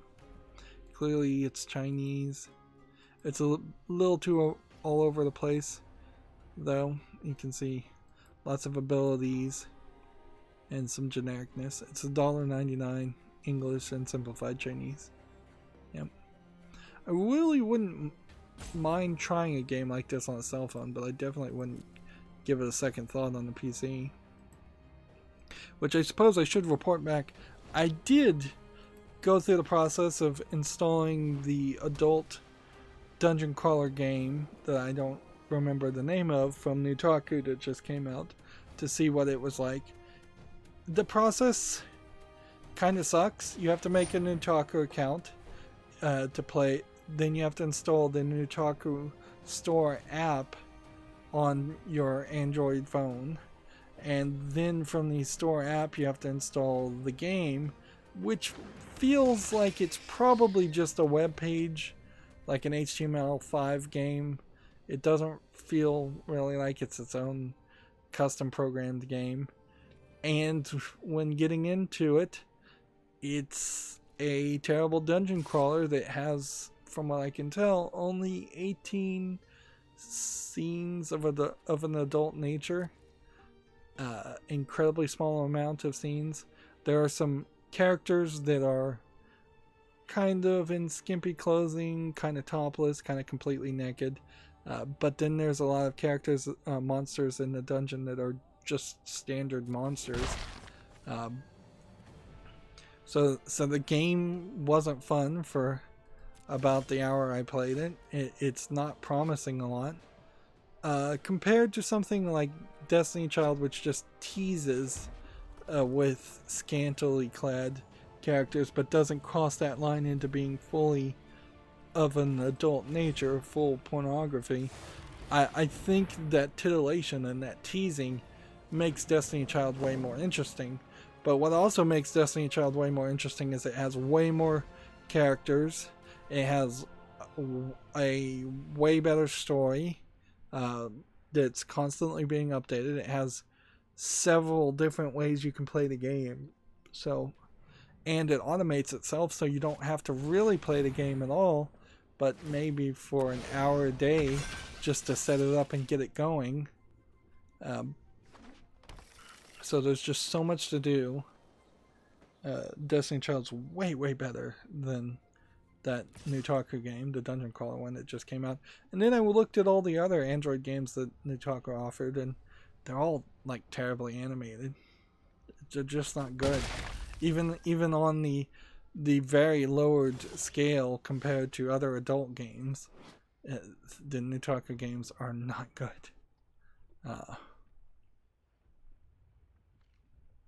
Let's see. We want to play that first, for sure. And then let's go and cycle this.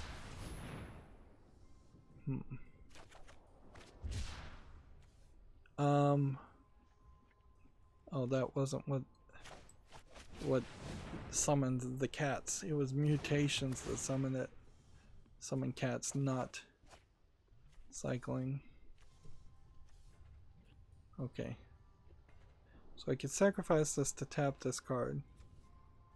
I don't know if that helps me any.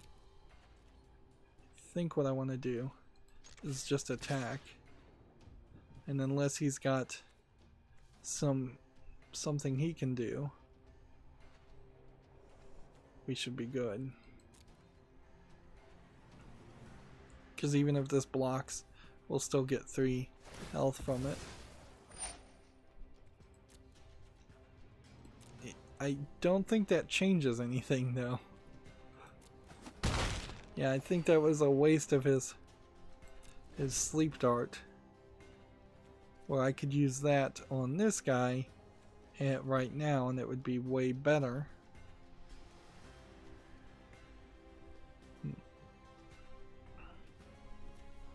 Let's see, next we have a game on Steam called City Monsters, which seems to be an attempt at making a 3D version of the game where you would break buildings as monsters.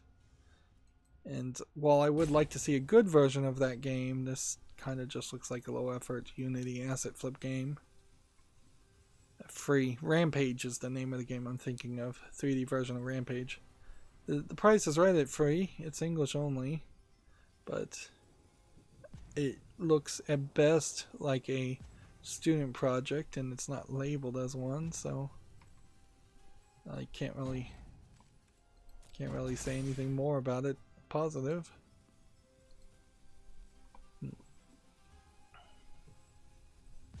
see. Next we have a game called Defense High. That's a tower defense game for $1.19 discounted English and Russian. Low effort Russian game as far as I'm concerned. Even though the art doesn't look terrible for a tower defense game, pretty much all tower defense games are immediately dismissed. Let's see. Next we have a game called Food Girls Bubbles Drink Stand VR, which I guess is a boba tea waitress simulator in VR. Anime girl in VR basically doing somebody's job. Some of the things I hate with some of the things I like. I like anime girls. Don't really have any opinion about boba tea, but I hate games where you're doing people's jobs. So yeah. Let's see. As long as there's instants and sorceries. Do we want a 3-3 on the field first? Yes. Then we'll put that on the field. And this one gets double strike. This one has lifelink. And this one can mutate onto this guy to give him double strike.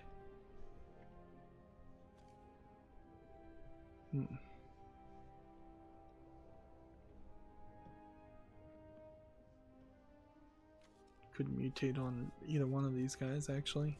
This one could probably mutate on top of this, and then next turn mutate on top of that. We could get a really powerful character if only one of them had reach. That would be what I would like to see. I'm kind of holding out to see if he was going to play something different.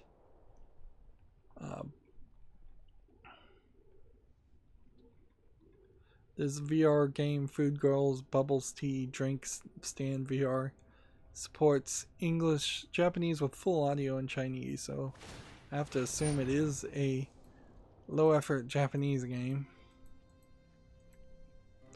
But yeah. Still doesn't really catch my attention. Alright. Let's just tap that guy then.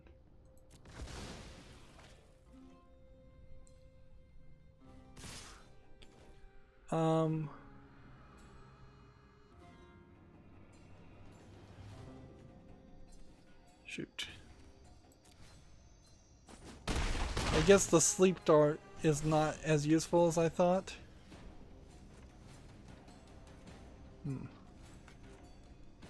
What do I need to mutate? Why can I not do it?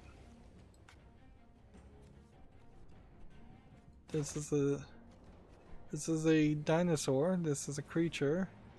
This is a creature.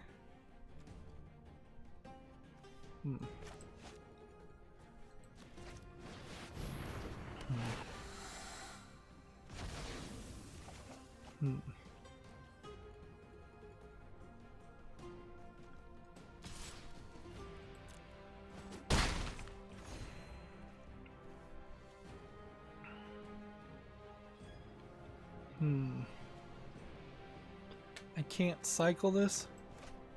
Apparently, you can't cycle it. Nope. Oh well. Gametsu has an article, Metal Max Xeno Reborn second trailer, 29th anniversary live stream set for May 24th. I've never heard of a game called Metal Max before. It must be a rather old game, and maybe one that was way more popular in the East than the West. see. Yeah, it looks like you're driving tanks fighting giant sharks and spiders and things. That looks crazy, but maybe crazy in a good way. Like a half Mad Max concept. Right, do I want to play this? Or something else? We want to play that first. This would give a +2/+1 and let me attack.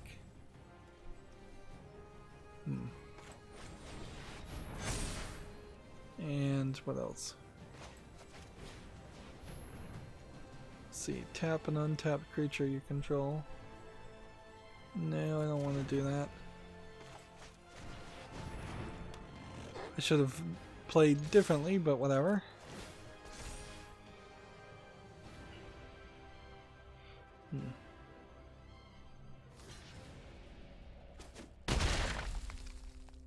Does this one have double attack? No. What did he have? First strike. It gets double strike the second time it attacks. Interesting. So it gains momentum. That's the momentum rumbler. Interesting.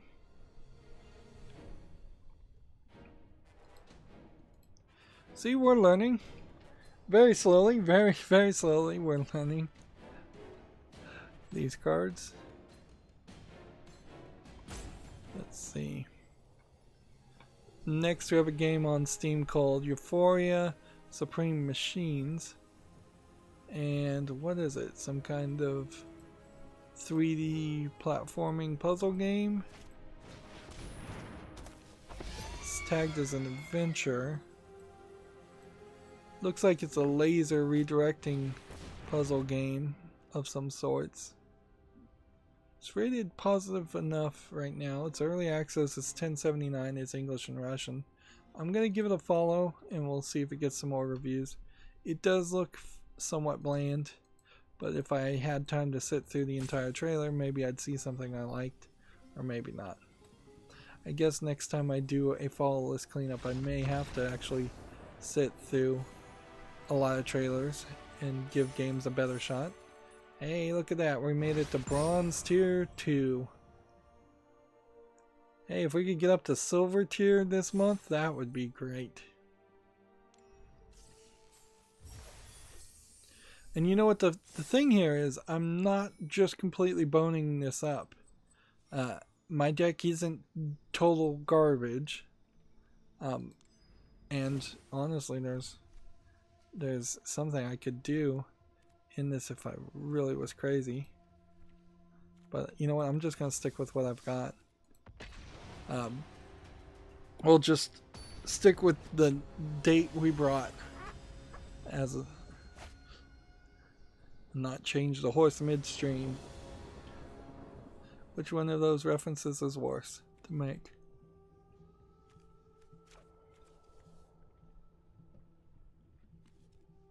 This is a pretty bad starting hand, and I'm still going to stick with it. But next we have a game on Steam called Chronicles of Honor, which looks like it's a little bit of a neon-y third-person shooter, for lack of a better term. Early access, $22.49. That's rather expensive. Single player, third-party EULA, English. So, I have my reservations about the large amount of UI here. It kind of looks like almost like a RPG grinder game, almost reminiscent of Too Human. But I'll put it on the fall list and we'll see what happens. I guess these Monday, Wednesday, and Friday Magic the Gathering Arena streams are kind of direct teases to the biannual fall list cleanups videos, because that's where all the real work is going to be done. looking at games. Chronicles of Honor, as I'm watching the video of it, does seem like it has some polish on it, but then that heads-up display just seems really, really busy. So, okay, play that. Put that on the field. Whenever 3 or more instants of sorceries in the graveyard is what we need. Do we want to choose blocker? No.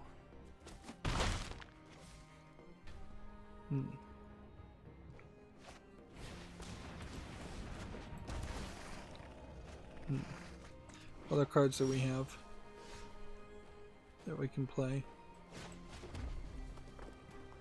Reach and mutate. Whenever this creature mutates, you may discard a card. If you do, draw a card. Whenever a creature mutates after other creatures you control gain +1/+1. Interesting. Fight as 1.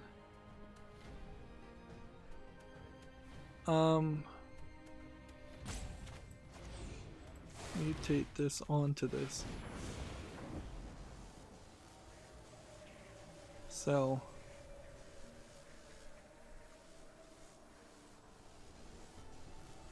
I'm gonna go over and then discard a card and draw a card. So now it has mutate, reach, and double strike. Interesting.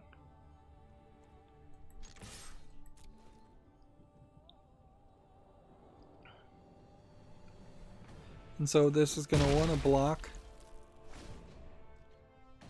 Why didn't it not have double strike?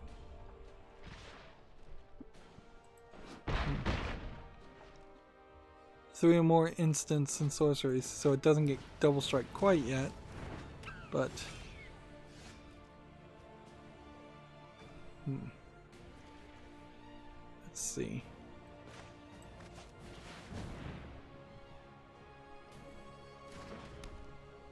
We may have to slow down our movement a little bit. One or both to get an instance of sorceries in the graveyard. I don't think we're ready for that. Whenever you cycle a card. Can I cycle a card? Nope.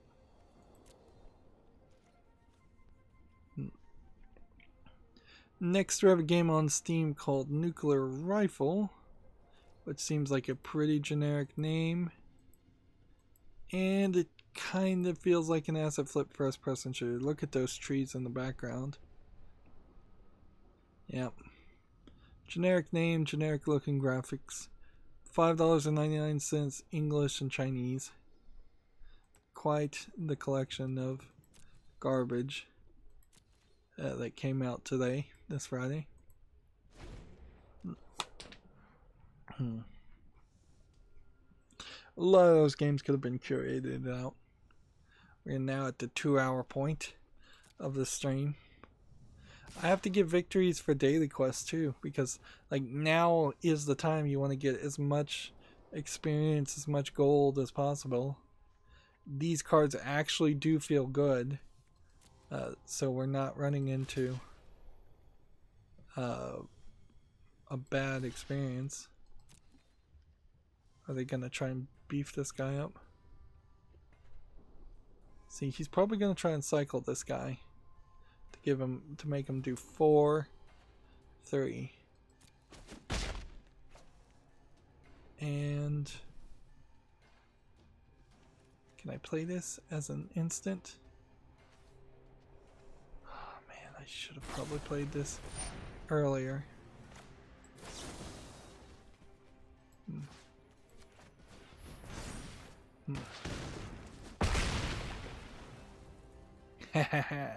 Indestructible.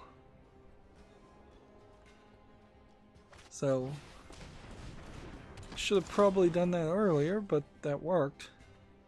Let's see, When there is a battlefield, exile tarot card with a cycling ability from the graveyard until... Do we have anything that was a cycling ability? Nope. So do we want to mutate something? Let's see.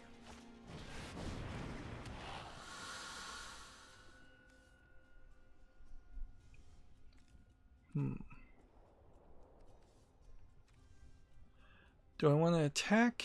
I don't think so. Not yet. I think we're just going to continue beefing up. Right. Mutate onto this creature.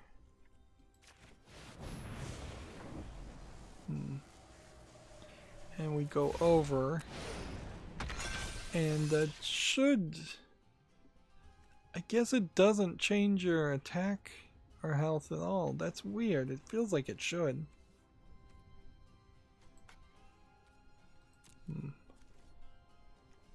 Yeah, that does not feel like that's useful. Mutate. If you cast a spell from the mutate cost, put it under or over a target non-human creature you own. They mutate into a creature on top plus all the abilities from the one under it.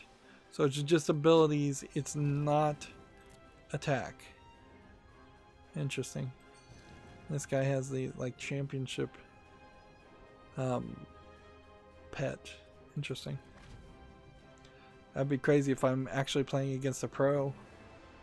It'd be really crazy if I actually won against a pro. But I'd never know it. Next we have a game on Steam here called Touhou Blooming Chaos 2, another Touhou game from what it looks like. Anime witch girls. Yeah. Seems to be a whole genre of them. English is not supported. It's $5.39. It's Chinese only. That's rather cheap for an RPG. But since it's English only, I'm not going to bother to put it on the follow list. We do actually have some news to talk about, so I probably am going to have to leave some games left on the cutting room floor and do some curation. But whatever, let's just move forward. Here we have a game called Hunter X, which looks like it is a beat 'em up side scroller game. Seems like you're playing as an anime guy. From the looks of it, just beating up. Looks pretty generic and pretty low effort in the visuals.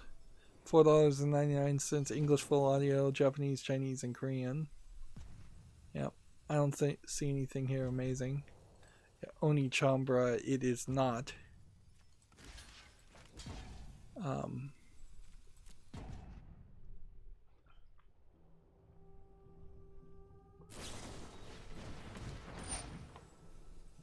So, yeah.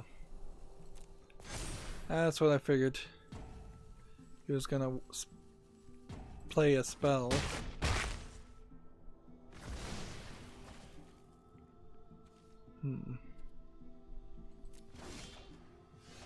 Okay. This would do...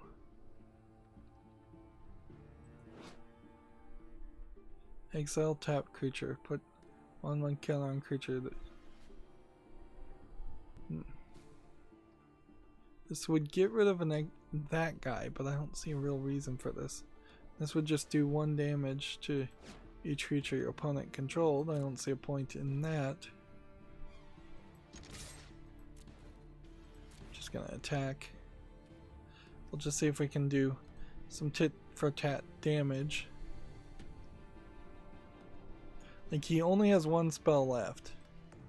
And he has 23 cards versus my 24, so he hasn't been really drawing cards.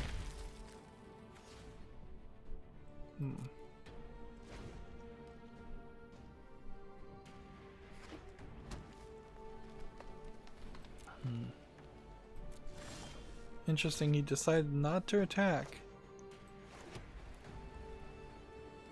I don't know why He didn't attack that turn. I guess he's just kind of afraid. Or he's a bot and the bot has just decided to let me win.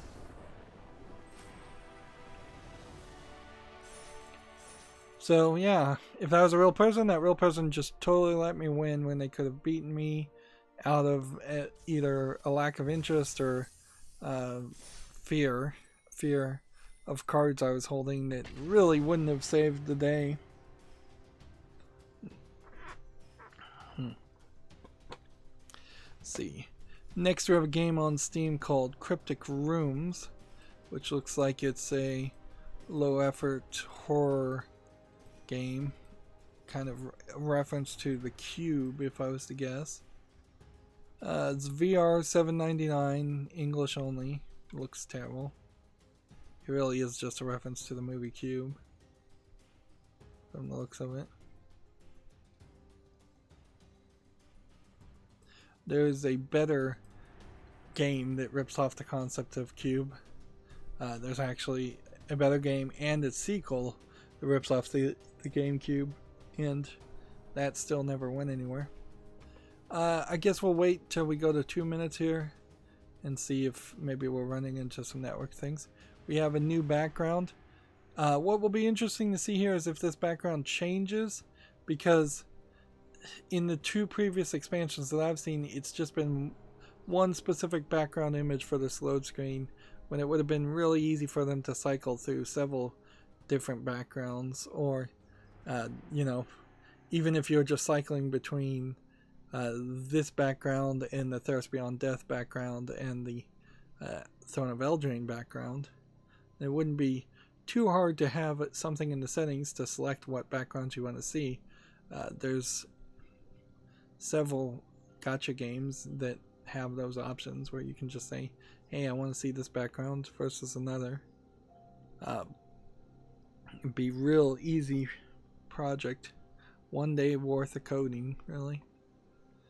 Next we have a game on Steam called Bad Lads, which looks like it's just a low polygon asset flip game. Cops versus robbers type experience. It actually does look like they put more effort and polish into this than most low effort, low polygon first person shooter games, but it still looks like garbage. It's early access, $12.99. It's online PvP only, English only, so there's really no game there. Let's go ahead and cancel. Alright, so we are at the point where I'm gonna have to crash it, I think. And this is gonna be weird because Death Spank is open right now, and crashing it could potentially cause that to crash. But this also might mean untapped.gg works, which might be cool. Error, check your data connection. Retry.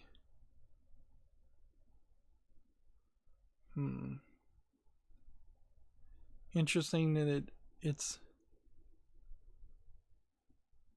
checking for updates, checking data collections.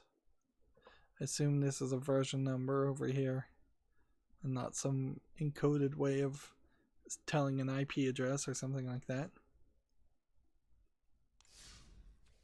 Alright, good. It didn't make us log back in, which was my main fear. Let's see what the daily deals are now. There's a Theros bundle for 600. Limit 1 pack. Sure. This is new. Packs on sale. That has been something that I kind of wanted to see expanded on. The rest of these are just skins. But yeah, packs on sale. I'll open that pack later because I don't want it to affect what new cards we see when we're done with the draft.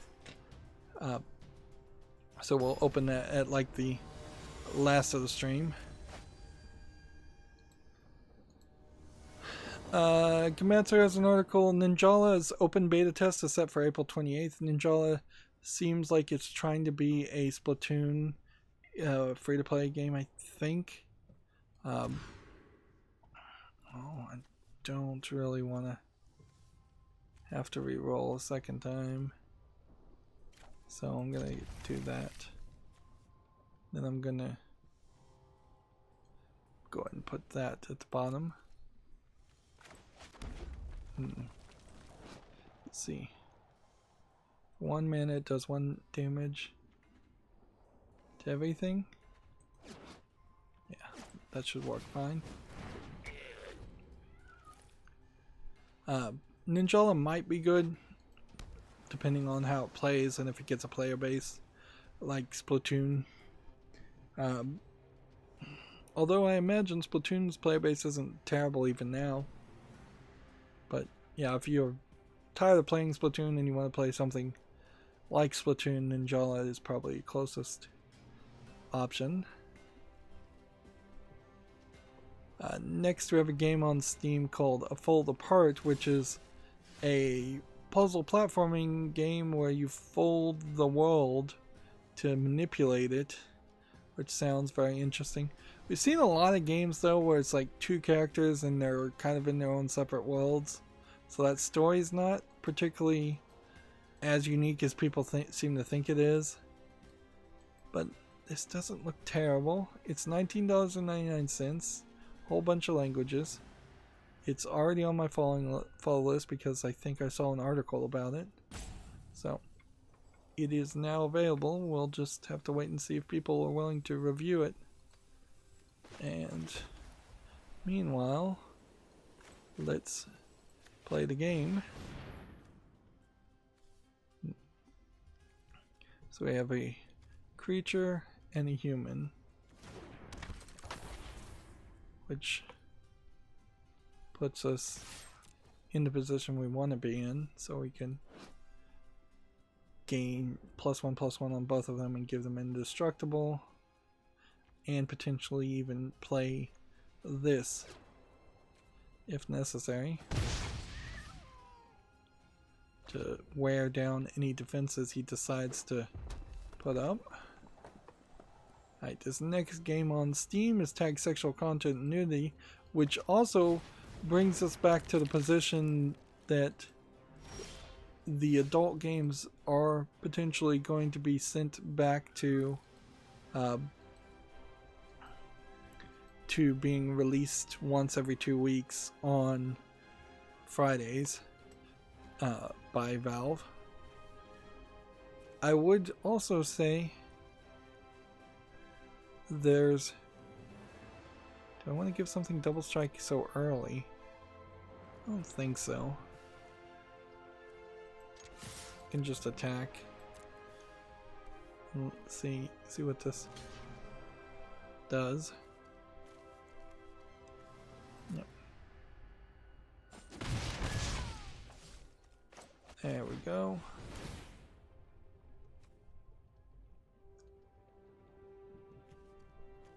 Oh, and this guy untaps whenever you cast a spell card. Interesting.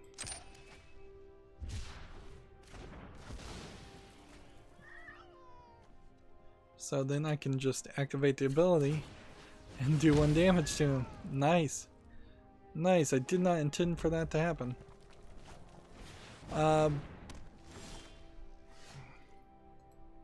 That being said, these images don't seem too YouTube unfriendly if I stick to one specific image, I guess. This game's called Sexy Fitness Girl. It's a match 3 game, kind of like Honey Pop. It's rated mostly positive. Sexual content, nudity again. $1.69. English, full Japanese audio, Chinese, and English subtitles. It's probably not too expensive for what it's offering, or too bad for what it's offering. But then on the other hand, it seems like it has only like 3 chapters, unlike Honey Pop where you were doing a lot of dating and gameplay. Let's see. What do I want to do? Instance. I'm just gonna go ahead and attack. And we'll just see what happens. We'll just see what he decides to defend with. This is probably the right card to play.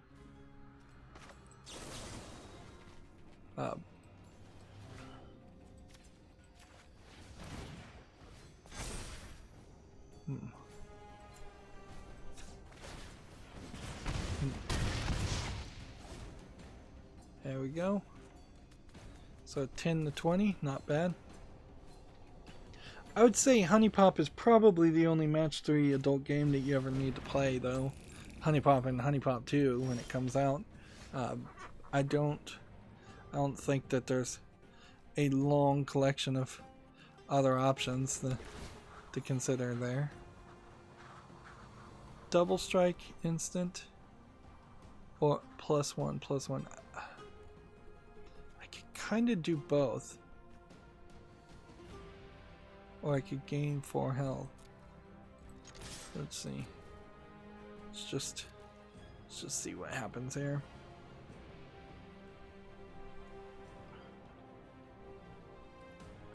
The funny thing is, he's not even really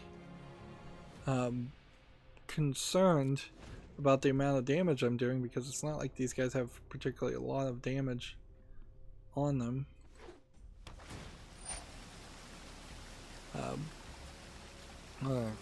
They don't have a lot of attack. Meanwhile, this guy could just attack for 3. Alright, resolve. Pass. Just go ahead and pass completely. Next we have a game on Steam called Cryo Gear, which is tagged as a Metroidvania platformer game. And it looks like it might actually be that. It's a little rough in the UI department, but not terrible enough to dismiss it. It's maybe a little bit dark and a little bit one note in its graphics. It's $17.99. It's English and German, apparently full audio, and both of those deserves a follow.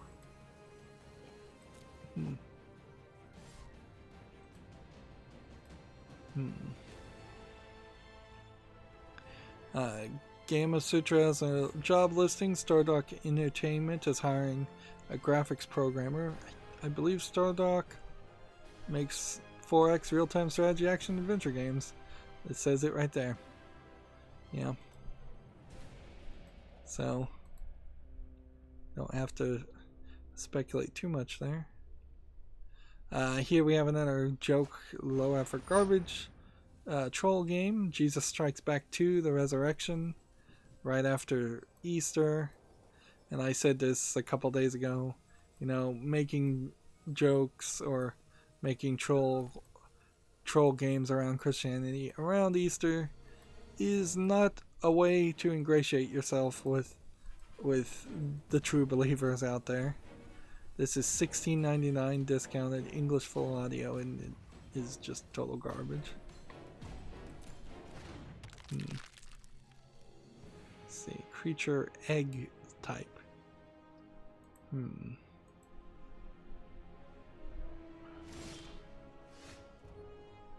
Okay. What are we gonna do?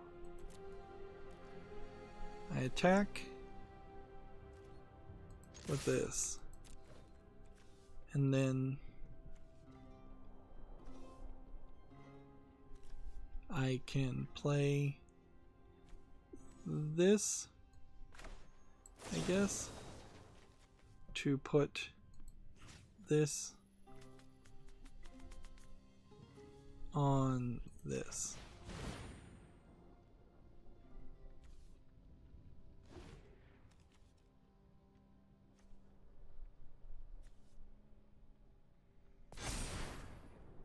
And then I can just activate this ability to do this.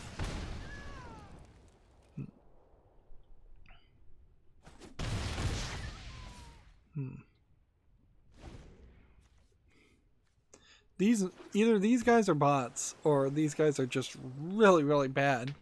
Because they seem like they're totally letting me bowl all over them. Did I just somehow rare draft so well that I took all the good cards? I have a hard time believing that. And if I somehow stupidly on my first draft end up getting 7 victories, that would be insanity. That approaches the point where I should just give up playing Hearthstone and say, well, this is the game. This is the game that I should never play again because I can never do any better than that. This is an instant. Yeah, I think we're good. We just attack here. I'll attack. If he decides to let either one through, he's dead. And he may be dead either way. Okay. So now, what do I want to do? I could cycle for 2, or I can make this guy have double strike.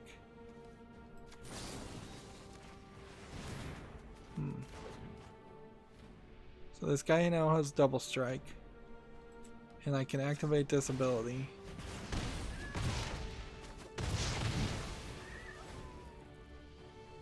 And we lost our guy who was cycling for 2, unfortunately.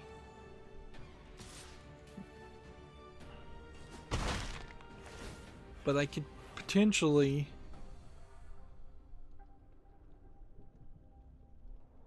I can draw a card next turn and potentially tap a guy to not tap the next turn. Yeah, I'm in a slightly dangerous position. Here we have a vigilance character. Can we play both of these?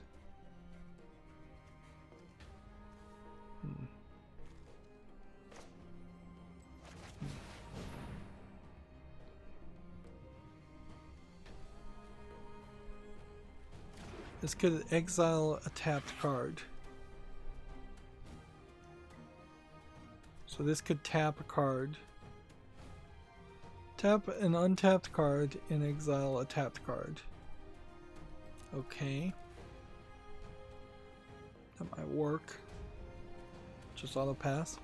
TechRaptor has an article. The Observer System Redux gives us a first look at the next generation graphics.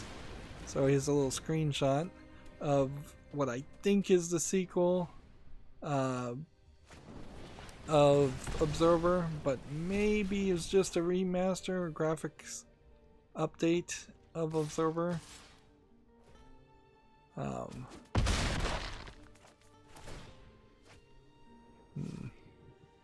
Yeah, it seems like it is just a graphics update, and that was the thing I was confusing. I have no idea what just happened. But clearly I just lost the game. Alright. Draw a card. And don't untap that guy.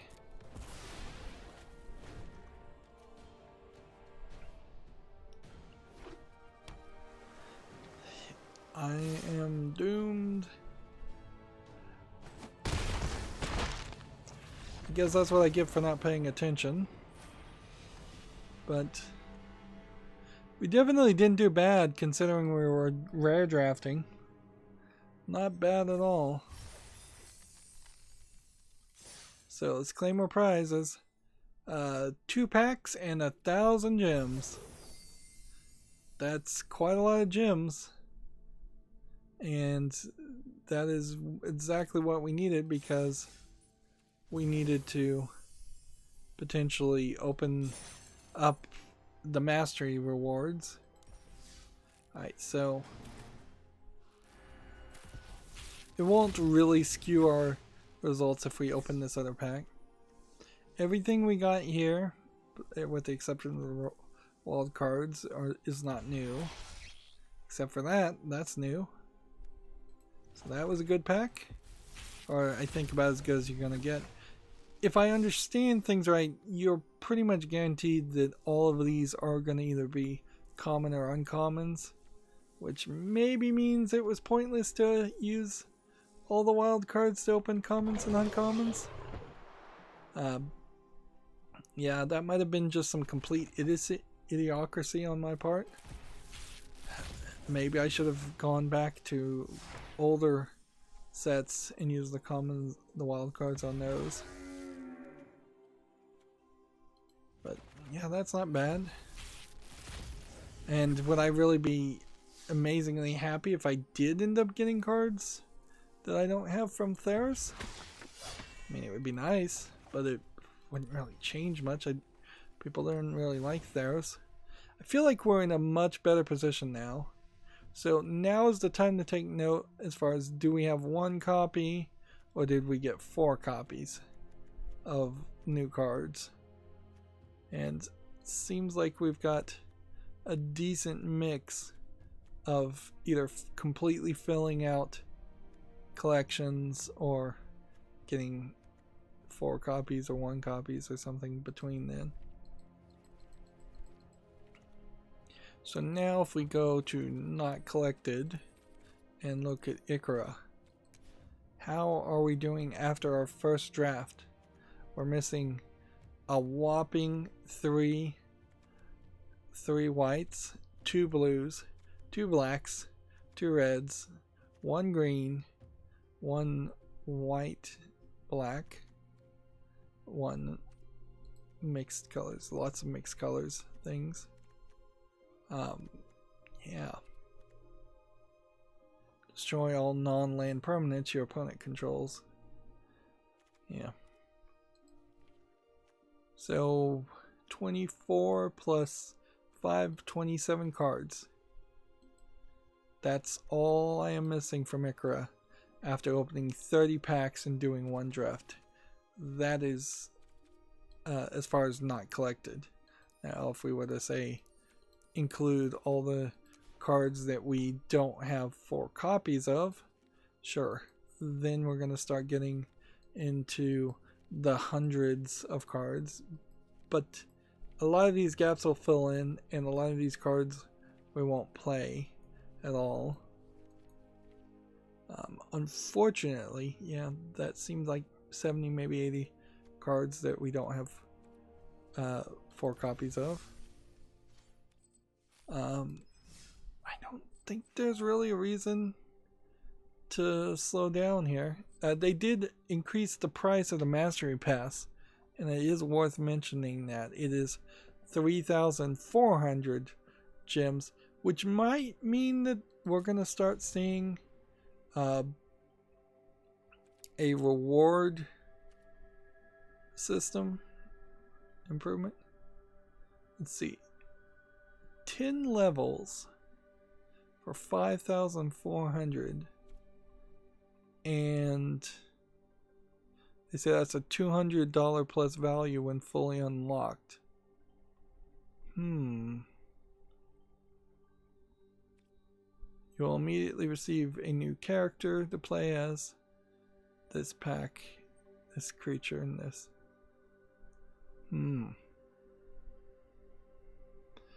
I don't think it's wise to do this, but by the time the expansion after the next expansion, not Core 2021, happens, it might be that I just have enough gems from drafting anyways that it might work. 10 extra levels, though, for me would have been just 10 extra wild cards. Are welcome to debate me in battle. So now we have a new sleeve, we have a new pet we will never use, and we have a new skin cosmetic for pacifism, which is a pretty basic card. We could have waited to get the mastery level and way later. We could have been all the way to level 112 and then bought the mastery pass. And if we wanted to really waste some money, you could boost yourself up 78 levels right now and then all of your gameplay accomplishments and XP would just be spent around. I wish there was a better way to cancel out of this. You just have to find the place that you're supposed to click that doesn't end up purchasing things. But yeah, if you wanted to spend a whole month just getting uncommon reward cards, that you could do that, and that might be a way to catch up. Now, we spent 3,400 gems. How many gems? Well, it actually said, didn't it? How many gems does it give you back? Gives you 4,000 gold, which doesn't mean anything, and it gives you 800 gems. So,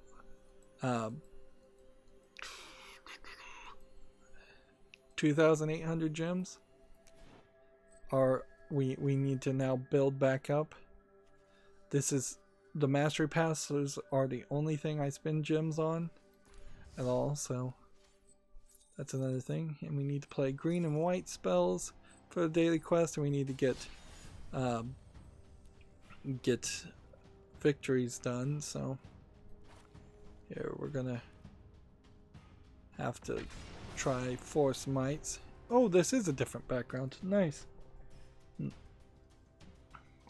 TechRaptor has an article. Riot Games Hytale acquisition adds blocky adventure to the roster, which I guess there's a video that won't play back, but I think this is the blocky adventure they're referencing.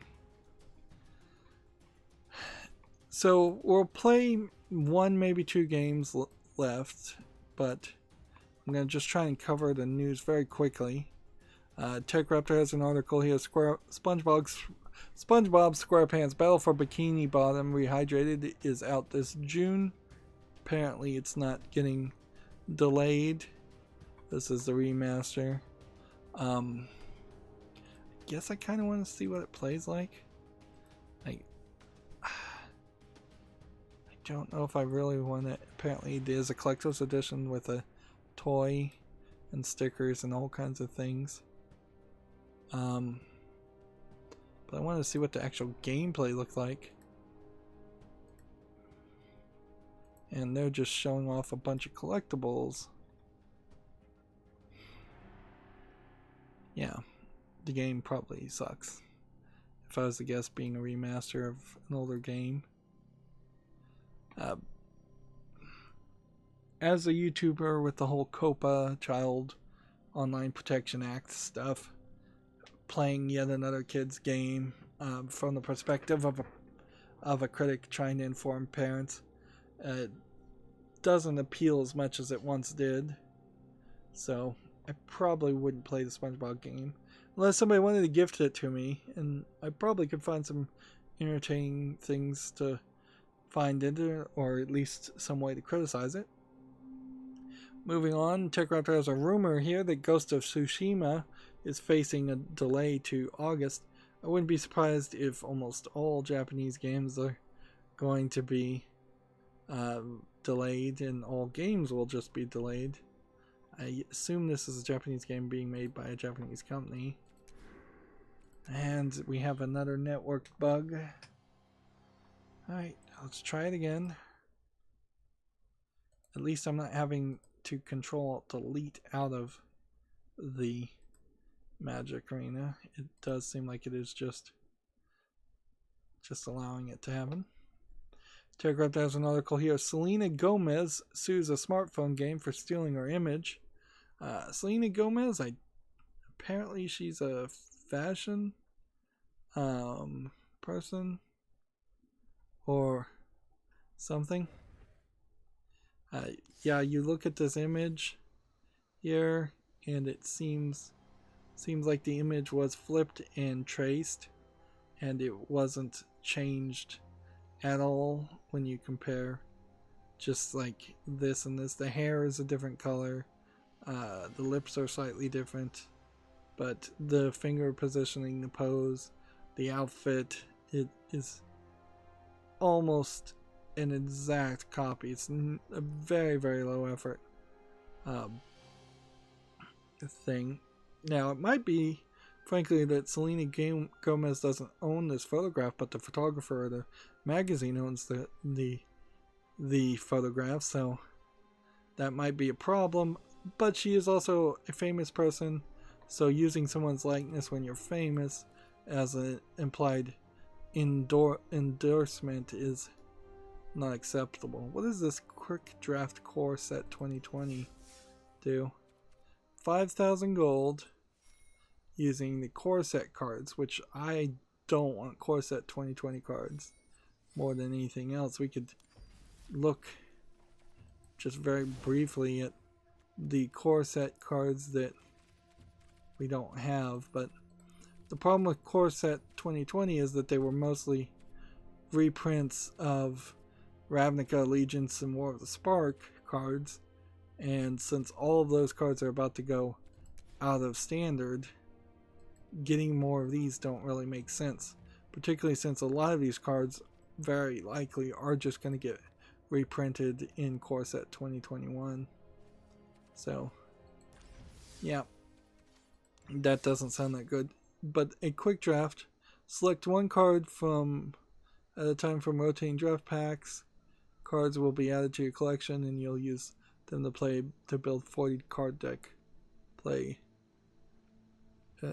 games and receive prizes based on how many games you win. This is a bot draft. Draft against AIs with no waiting and no pick timers. Interesting. So they're going to still push bot drafting, but they're going to label it as quick drafting because it's slower than Premier draft, which I don't know if this is going to be labeled as Premier draft, but clearly it's smarter to do this and get Godzilla style monster. There's 18 of these, so if you could do 18 games, if you just had that much gold, you would get all the cards, I assume. I don't think you're going to end up getting duplicates.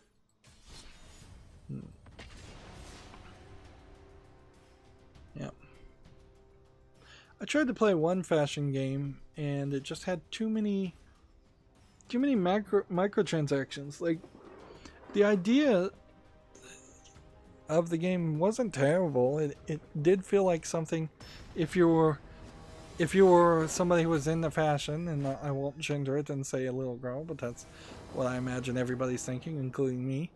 I guess I just did what I said I wasn't going to do. Yeah. But yeah, then giving a game like that full of microtransactions to a kid just didn't seem right. It didn't seem like they knew their target audience well enough.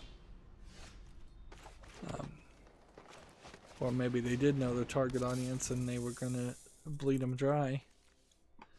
Moving on, TechRaptor has an article. Can the Nintendo Switch run Crysis? A Crytek leak says yes, it can. I think this leak has been expanded to say that yes, Crytek Crysis Remastered has been scheduled to be released for the Switch, the PS4, and the Xbox One, and I think PC. So yeah, there's apparently Crysis Remastered is coming out, and I've never played any of the Crysis games, so a remaster does interest me somewhat. It would be an interesting excuse to play them and see how they stand up and see what the story is. Like, as far as my understanding of Crysis, is just like the running gag of can a certain thing run Crysis? Can your toaster run Crysis? Let's see, do I want that? Do I want that? I'll get rid of that.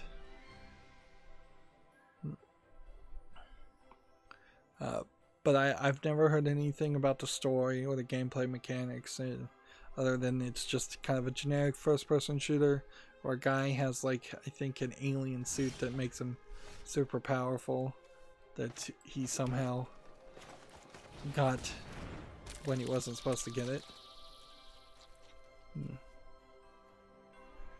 Target player discards card. You know what I'm gonna do? I'm gonna attack with these two, and he can defend if he wants. But these are death touch. Alright. This is why I wear the mask. TechCrafter has an article, Fort Triumph review. This looks like it's a pretty ugly, like, tower defense game, if I was to guess. Maybe it's a resource management game. Perish the thought.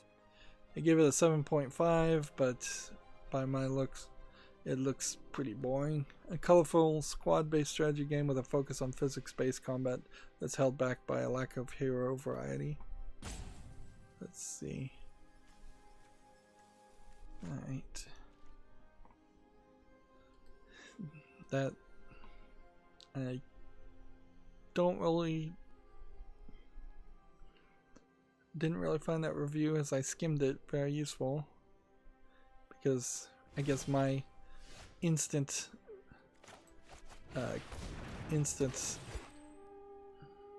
first thought about a game is becoming stronger in my mind than other people's opinions or in other critics' opinions, because frankly, every time I keep following other people's opinions, I am disappointed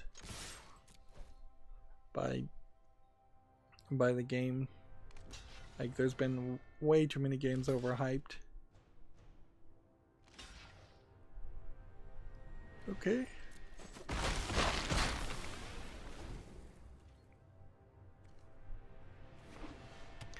Remember, all I'm really trying to do right now is play green cards. It would be nice to get a victory, Listen to my but whisper. because I would get the daily quest done. But that's it. Hey, do we have any new audio options? No. But at least they didn't reintroduce that bug.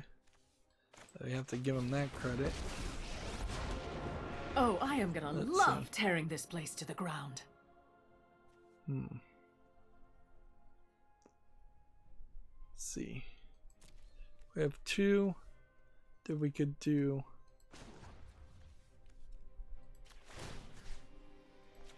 On that.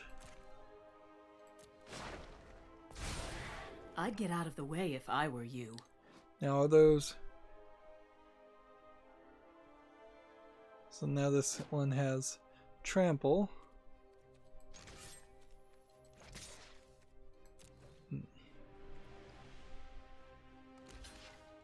So when I have trample and I'm blocked, what does that do?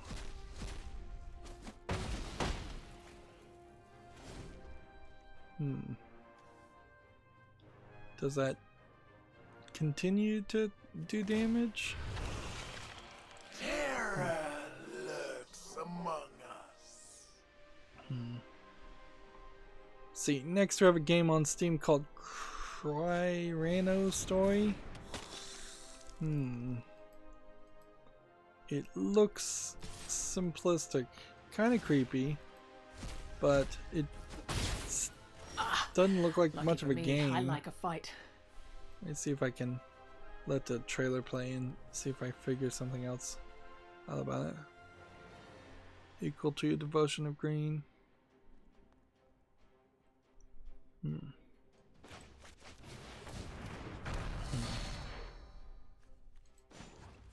Let's do that. That. And then that. We're fit enough to survive. Let's see.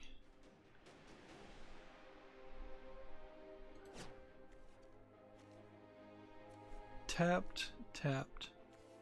5. Death touch. No attack, I guess.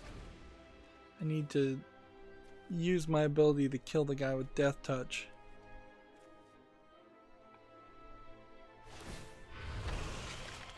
All your fears are given for. Yeah, this game Cryano story just looks low effort. It's free, and it apparently has something to do with Moons of Madness, which is $17.49 discounted. This is English full audio, so this must be like a free side bit of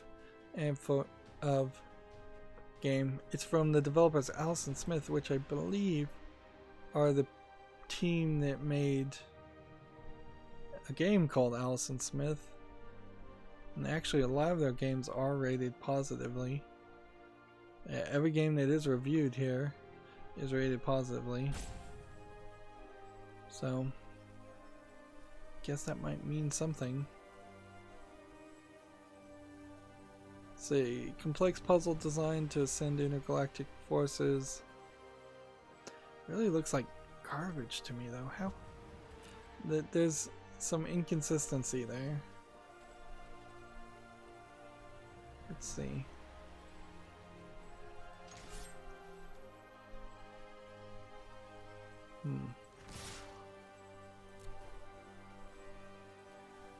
I didn't use my ability. I wanted to use my ability to do damage here. I failed.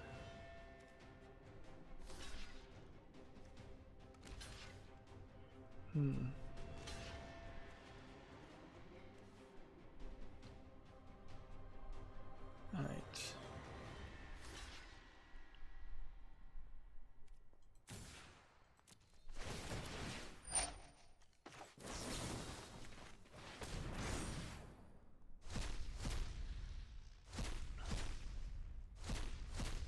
This guy's just wrecking my deck. Let's see.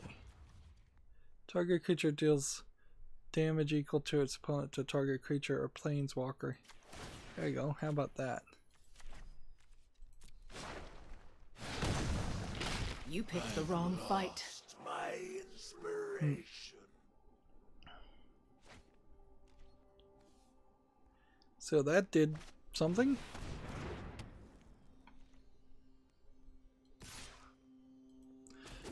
Double Fine tweeted out that they're almost 20 Anger years only old. gets me so far. And they're saying celebrate 10 years of Brutal Legend. And their Knights and Bikes game is on the Switch now. The thing I would say though is a lot of the Double Fine games are not particularly great. In all honesty, there's a lack of polish in a lot of the games, and they all seem like they went over budget and took longer than they should. Double Fine is now owned by Microsoft, so I wouldn't be surprised if Microsoft takes more and more out of the hands of Tim Schafer and the people who work at Double Fine and hands over those licenses to somebody else who can potentially do more with them. If Microsoft, for instance, handed Brutal Legend over to somebody and they remastered it or made a sequel to it or a remake or a reboot of it, a different company could almost certainly do better than Double Fine did.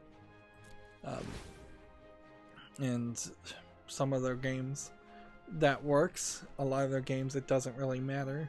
Trying to remaster or remake Broken Age doesn't make sense. Doing something with Costume Quest does make sense, considering how Amazon made a cartoon based on it, and it really doesn't. Was kind of ridiculous that Costume Quest just had 2 games that were short RPGs compared to like a Pokemon game, where there's plenty of RPG games out there, plenty of versions and iterations of Pokemon. And Pokemon's way longer than the Costume Quest games were. I think I'm just gonna activate this ability and get to health now. I don't think much else I can do. Just wait and see if these guys decide to... 73 cards! Jeez. Why does he have so many cards? What's funny is his deck even looks taller than it should be. Did they make a specific animation for specific height decks? Maybe they did.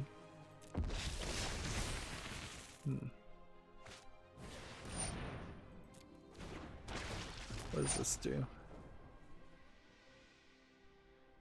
Spells or activate abilities. Next we have a game on Steam called The New King, or just New King, and none of the videos or screenshots want to load. I don't know if that's my internet or if this game has already been removed. Visually though, this doesn't look bad. This looks like an actually polished RPG. It's not made with an RPG Maker. It looks like it might actually be good. It's early access, $4.99 English and French subtitles, and then only interface for German, Russian, and Japanese, and then simplified Chinese, English, and that. This might be a Chinese RPG being ported, but I'm gonna put it on the fall list, and we'll see if maybe it gets some accolades.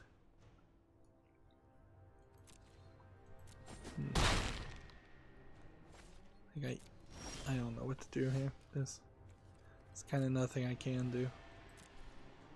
We just gotta attack. And then with every attack, well, there's 9 damage.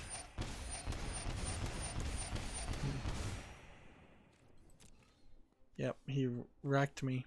There's no way I can win. And he'll just death touch that, and he'll just death touch that. And then it'll block that, and it'll block that. Alright.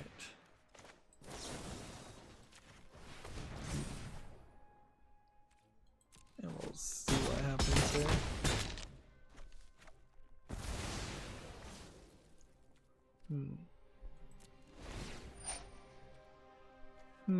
How did that not die? I don't know. Game Switcher has an article. Super Plus Games nets $4.7 million to create casual PvP titles for mobile. Player versus player titles for mobile games that are casual games on top of that. Not something that interests me. I don't know if I mentioned that. Yeah, it was almost a week ago that I stopped. No, it has to be like 2 or 3 weeks ago that I stopped playing Scrabble Go. Yeah, I tried it for like a week and just lost interest very quickly. So, just occurred to me. Here we have a game on Steam called Shooting Blaster Big Bang Boom. It's an asteroids game, low effort. And yeah, it does seem like Steam just doesn't want to load the images right now. $1.34, English only. I really don't even have to see the thumbnails though to see that this is a terrible game. In the same way that this is a terrible game. Well, no, in a very different way that this is a terrible game that I'm playing. Okay. Put a 1/1 on a creature you control. And then have it fight something.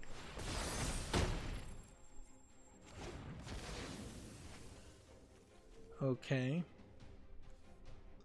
And then this is indestructible, so we should attack with both. And we lose.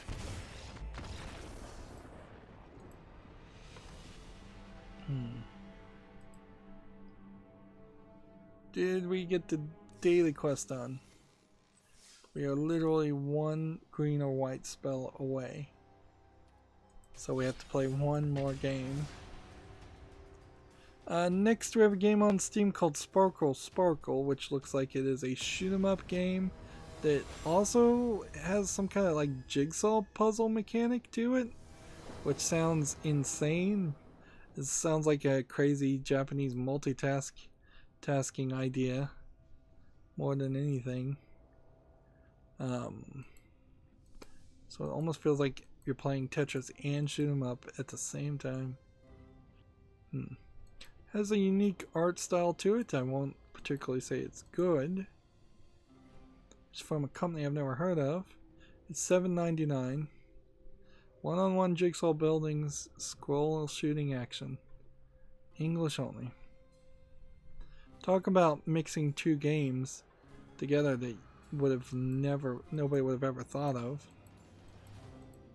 I have to put this on the follow list just to see if people actually like it.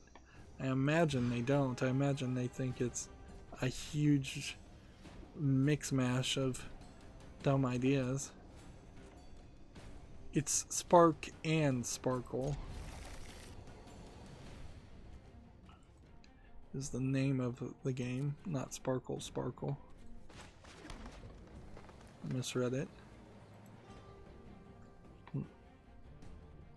More serious news, as we're going to probably just continuously have this happen for one reason or another. Gamma Sutra has an obituary for the Final Fantasy voice actor Keiji Fujiwara. He apparently passed away from cancer. At least that's what they're reporting. He was known for playing Erden in Final Fantasy XIV and Reno in Final Fantasy VII Remake. Yeah. Japan is really not equipped for COVID-19, so they might very well be overwhelmed. Their hospitals, their medical support system may be overwhelmed, so we may see people in Japan and other countries specifically dying of things not labeled COVID-19, but COVID-19 still playing a bit of a role there as to why that's happening.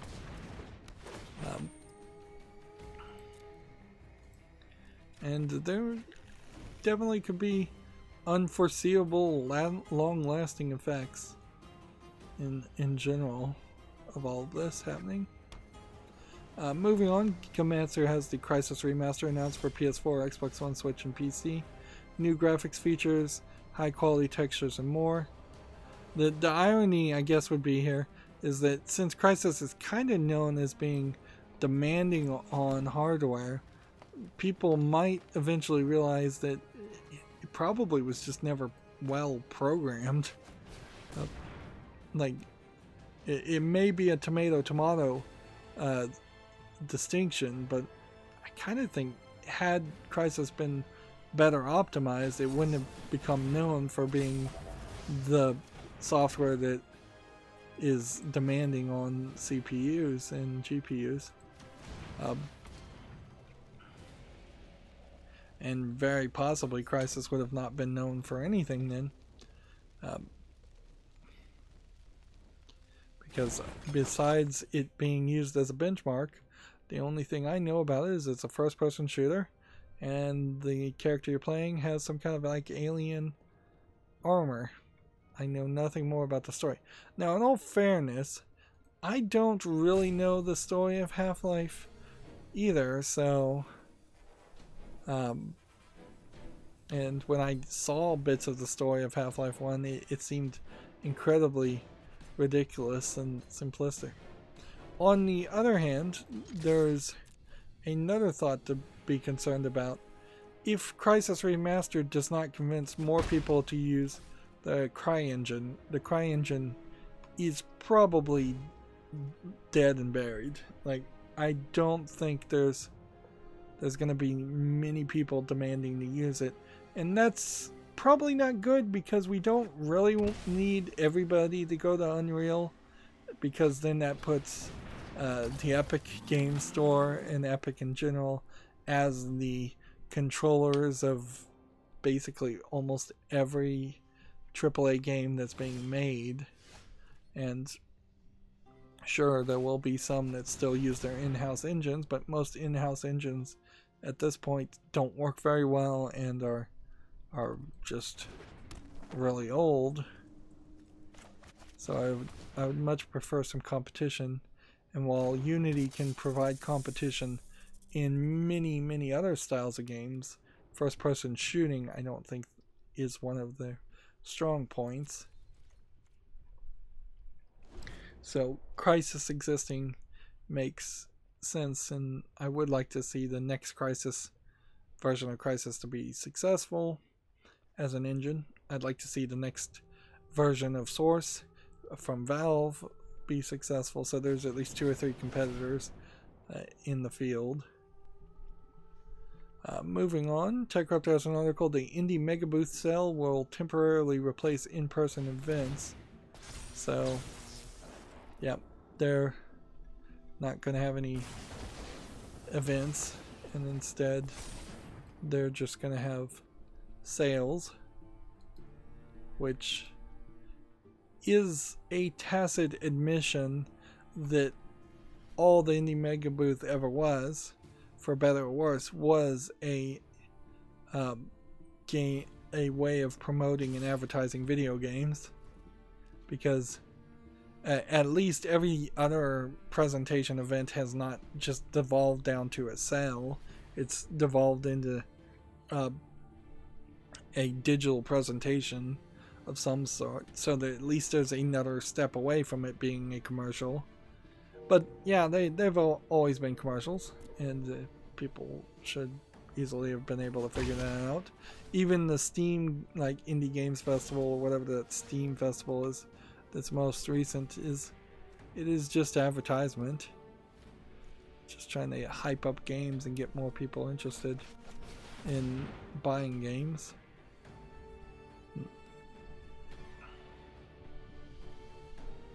This next game on Steam, speaking of buying games, is called Heaven's Tournament. It has a weird looking art style to it. It's not amazingly good, but then it's like kind of weird anime characters fighting each other. It doesn't look like it's a particularly good fighting game. It doesn't look like it's a particularly well animated game, but it does kind of feel a little different. Maybe because you're fighting a tiger at one point. It's early access, and it requires VR, and it's $6.39 discounted. It also has a third-party account requirement. I'm gonna put this on the fall list just to see if it actually could come out of early access and be like way more polished, or actually even liked as a VR fighting game. But the whole concept does really seem pretty crazy.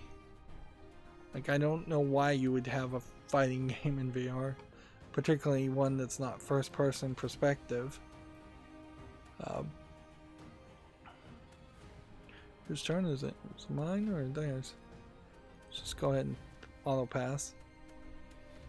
Next we have a game on Steam called Space Raiders in Space, which looks like it's mostly a text-based game. They're calling it a roguelike, but it looks very comic booky.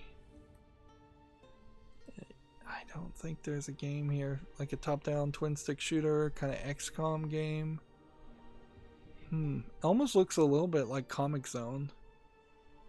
It's early access, it's free, with 2 options to buy them a beer. English full audio.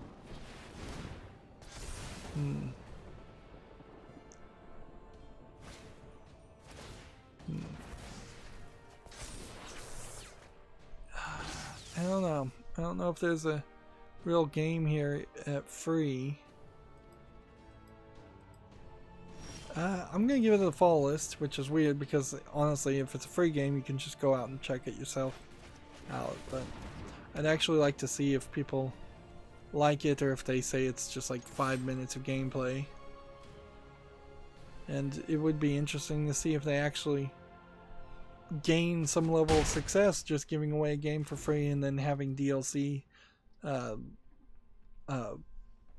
options for $2.99 or $14.99 to buy the creators a beer. I suppose if you put a game on Steam, you're probably not allowed to push people towards something like Patreon or any other service that would give like a one-time gift or one-time, yeah, I guess gift is the right word there. Yeah, because Steam and Valve want their cut, undoubtedly. Another pack of Ravnica cards. Not particularly surprising that a lot of these are new, considering how I wasn't playing when Ravnica was out. So if I play long enough, I probably will be to the point where I am missing very few cards in almost any of the expansions. See, let's just see, we could give a general idea. How many cards in total have we not collected, considering how there was 4 expansions that happened before I started playing? It seems to me like we're gonna hit somewhere around 600 or 700 in unique cards. Multiply that by 4 and then you're talking about 2,800 cards of varying rarity that I don't have, many of which I imagine are really unlikely to get, or it's impossible to get. A lot of which are just kind of the same cards over and over again.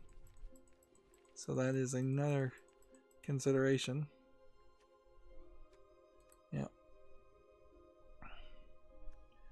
Yeah, I'm fairly certain like this card, Meteor Golem, got reprinted in Core 20, so the fact that the game is telling me that I don't have it is kind of ridiculous, because I have the reprints of it. And yeah, that makes more sense if you were playing the real world paper Magic. It doesn't make any sense if you're playing digital versions. Here's another background.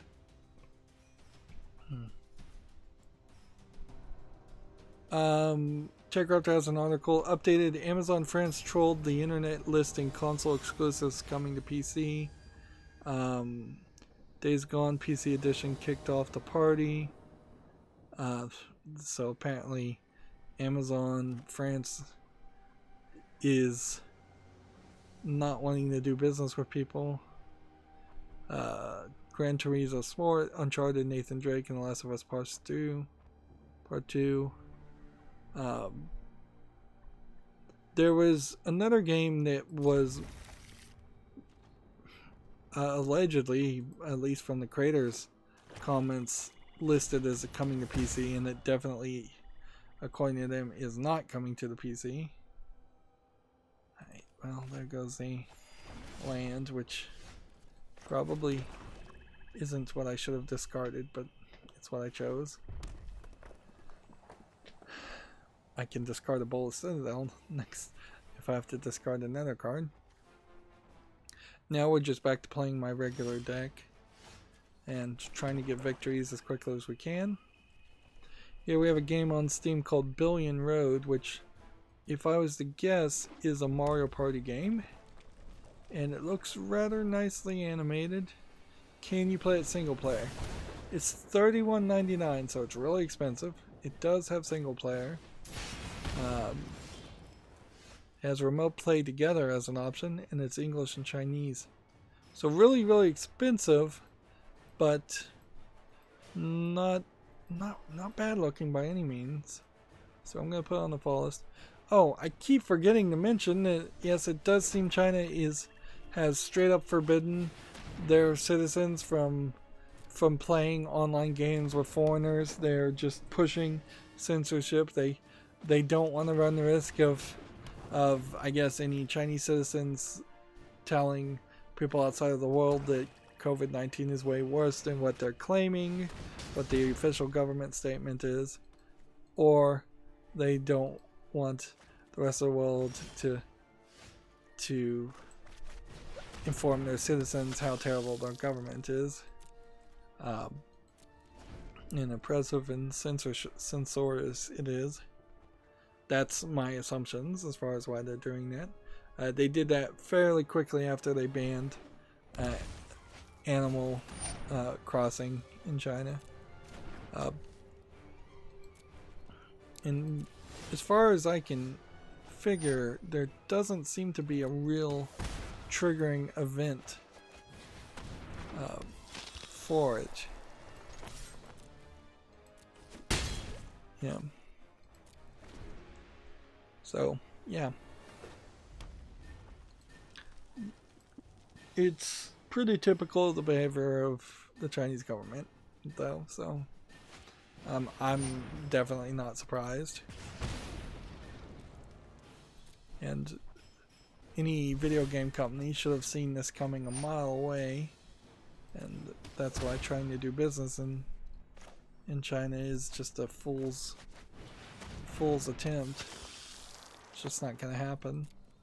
Not the way you want it to happen.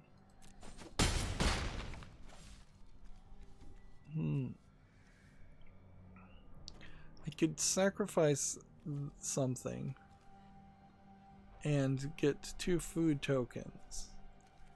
Or I could sacrifice something and get 1 food token, and then eat a food token, and then see. I'm gonna just have to hope that I can survive 1 more turn before this kills me. But I don't know. I don't know if that's gonna happen. What's this do? It's a companion. Starting decks only contains cards with odd converted mana cost and land cards. If a source you control with an odd converted mana cost would deal damage to a permanent player, it deals that damage to that permanent or player instead.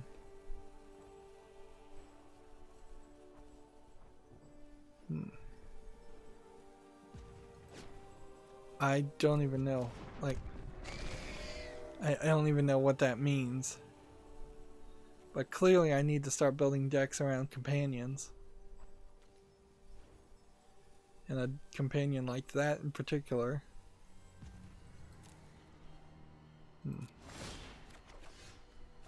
Okay.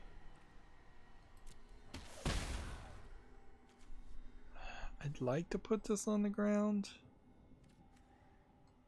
but I kind of need to put this on the field.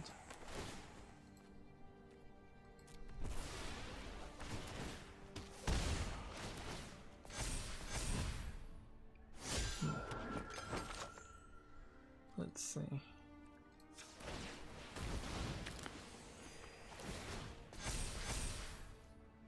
Does this have death touch? No. Do any of these have reach? No. So I could have just attacked. But I didn't need to, so just move forward. And I'm not even going to try to play ranked. I'm just going to try and get victories. I suppose the rewards now for the daily quests will be giving us Ikra cards, so it makes more sense to play every day and get those 15 wins if you can stand to play 15, try and get 15 wins a day. That is a lot of magic. Moving on, Gamer Sutra has an article. Gamescom eyes a digital-only show as Germany extends its COVID-19 ban on events through August. Yep. There's a lot of planning that should have happened and a lot of planning that I think is going to happen to the COVID-19 as far as just backup plans, doing things remotely, just not doing things in general. We may all adopt a neo-depression era mentality in which we yeah, I coined the phrase right now. Neo-depression. But But yeah, we may adopt a Depression era mentality where we are extremely frugal and careful and cautious and suspicious of banks and governments and politicians for somewhat great reasons, often.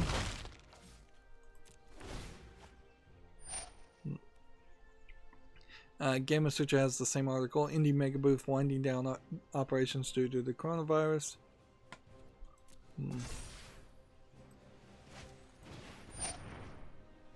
Let's see. I guess I could play this. I probably should have done that before he put a thing on the ground. Drew another card in case he has like a counter, because if he did have a counter he could have ruined my strategy somewhat. TechRaptor has this article, Nintendo Switch Sword has got you down, build your own instead. It seems like this is probably going to get you an Android phone though, not a Switch that can play Switch games. And if I was going to make an Android phone with Joy-Cons on the side, I would probably want to massively change how the button layouts are. I also would assume that the internal workings and the quality of custom Joy-Cons are not going to be great.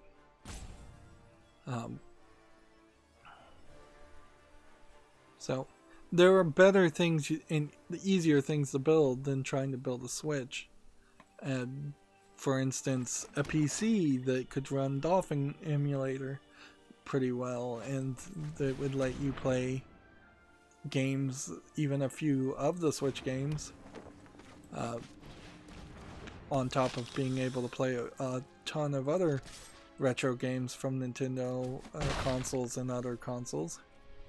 Or if you already had a PC, there's always the RetroPie as a smaller project, or the RetroFlag Game Boy case with RetroPie in particular, that gives you more of a portable form factor compared to just putting a RetroPie in a standard case and plugging it into a TV. And RetroPie, using it like a Raspberry Pi 4, will play up to Nintendo 64, but not including all Nintendo 64 games, without any real noticeable problems. Or one thing I was thinking about doing is if that stimulus check was a little bit bigger than what it was, you could afford a pinball table. Pinball tables, depending on the one you want and the quality you're willing to put up with, are going to start around $2,000, and that's definitely an expensive hobby. You could get a pretty beat up arcade machine for a lot less than that if you're lucky. But yeah, I can't really agree with building the Switch. You can also just install RetroArch onto Android. So if you just have a phone that works, you get a Bluetooth controller and a cell phone or a tablet, and you could probably do as much as what TechRaptor is suggesting.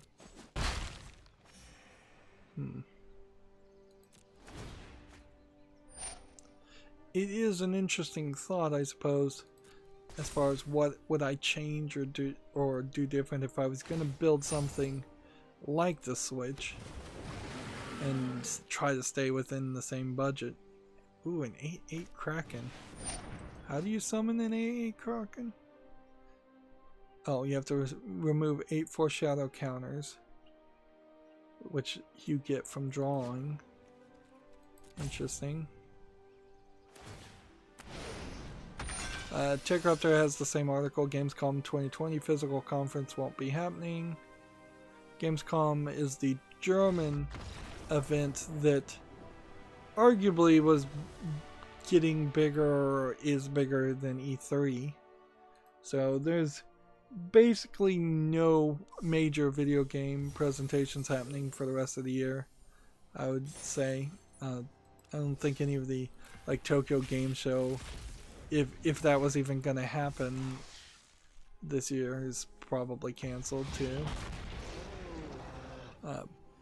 Man, I already had all these cards, I guess. Maybe 30 cards was even the wrong amount. Maybe you really only need to open like 10 packs. Maybe you don't buy any packs. Maybe you just do drafts. Maybe it should just be 100% drafts. That would be weird, certainly. TechRaptor has an article, Marvel's Avengers Game Overlay trailer leaks early. This is the Marvel's Avenger game that was pushed back along with Last of Us 2. It looks by those screenshots more interesting than some of the earlier images. But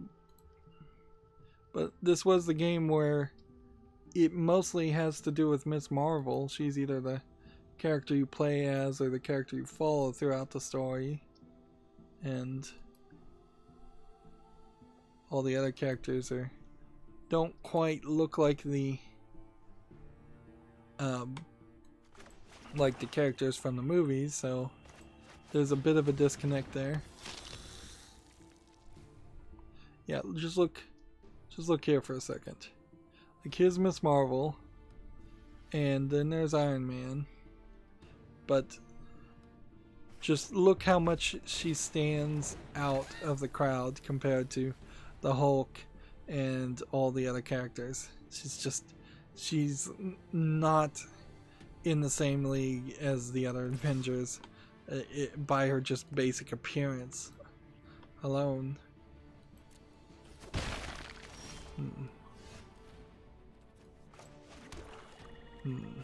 And I will certainly question what is going to happen with Marvel now that the comic book industry is very likely completely dead. I guess it would probably be fine since Disney owns them, but Disney might frankly be short on money, so they might try and sell off some assets. That'd be weird.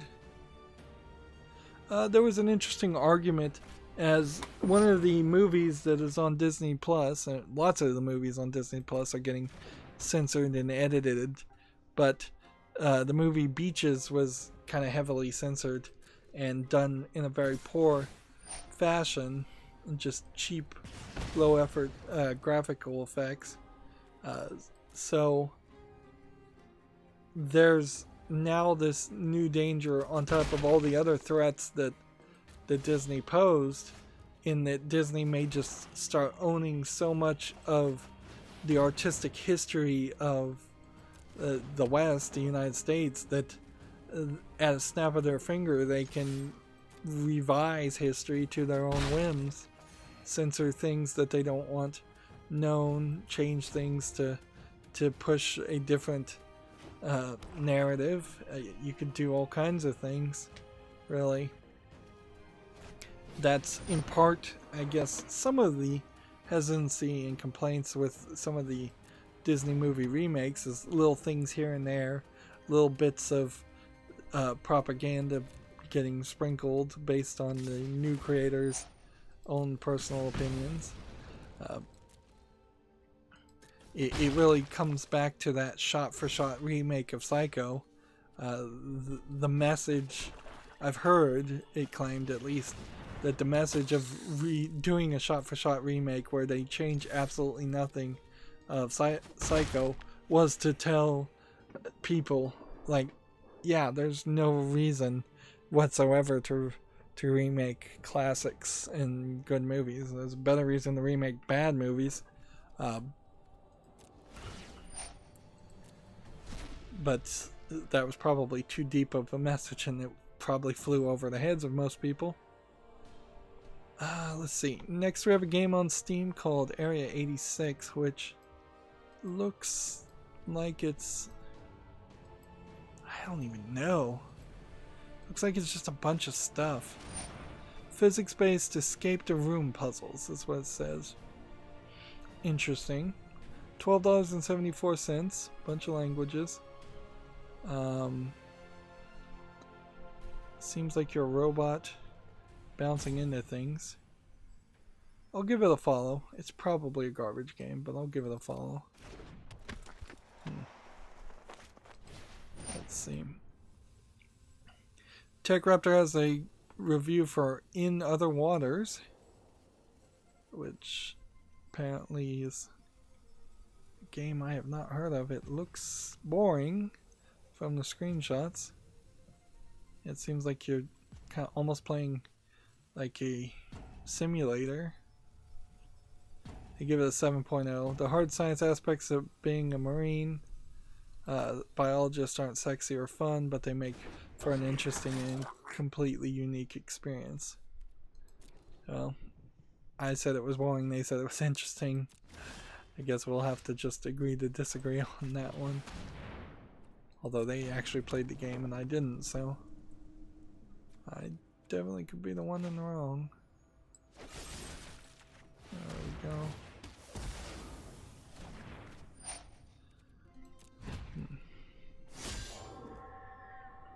That guy doesn't have death touch. This guy has mentor. Go ahead and attack. Now if he decided to block with all three of those guys, he would kill my guy.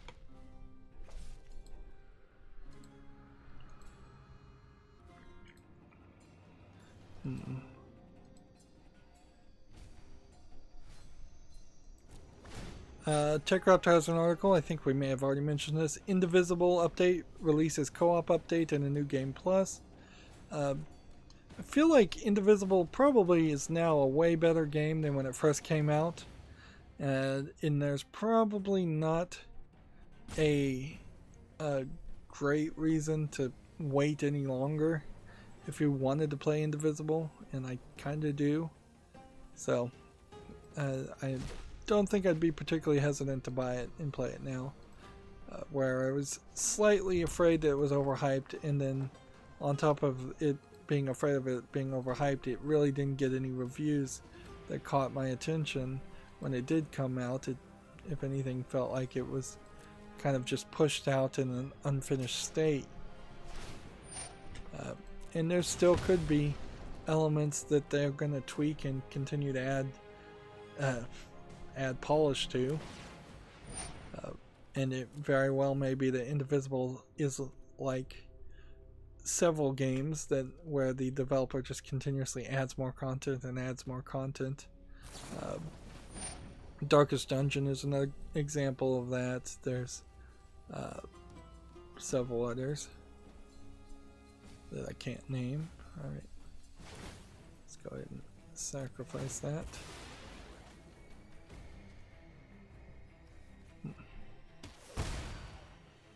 Gamatsu has the same article that Riot Games has acquired Hypixel Studios. So, just ending up saying the same thing several times. I'm trying to skip over games because I think I'm done. Like, we've been going for 3 hours and 30 minutes. I'll leave these games for Monday, which will probably work incredibly well considering the way things are going now.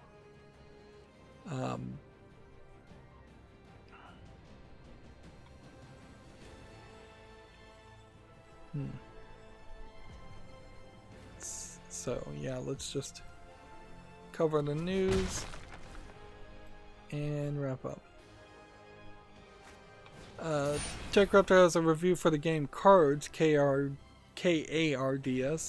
a World War II card game. I had seen this and I put it on the follow list. I was a little iffy. Like, I'm not sure I want to play a collectible card game based around World War II scenarios, but there is something slightly interesting around the concept, and the graphics do look pretty nice, and it kind of looks like something similar to Gwent, the way Gwent plays now, not the way it plays in Witcher 3. Let's see what they gave it. They gave it an 8.0. Cards is an extremely thematic World War II digital collectible card game with some great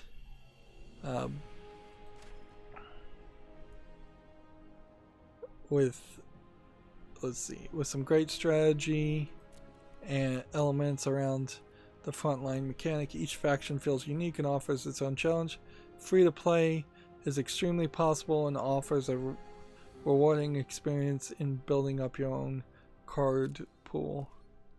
The pros are great capture of World War II theme, fantastic free to play experience, challenging strategy options, and deck designs. Cons are currently limited game mode options and expensive to craft rarer cards. So it does kind of seem like cards works. So I think I'm gonna go ahead and just put that on the wish list. I still probably won't ever play it, in all fairness, even though it does seem like you can play it free to play. I would have to just get bored of Magic and get less views, somehow get less views on Magic than the potential 0 views I typically get on Magic right now.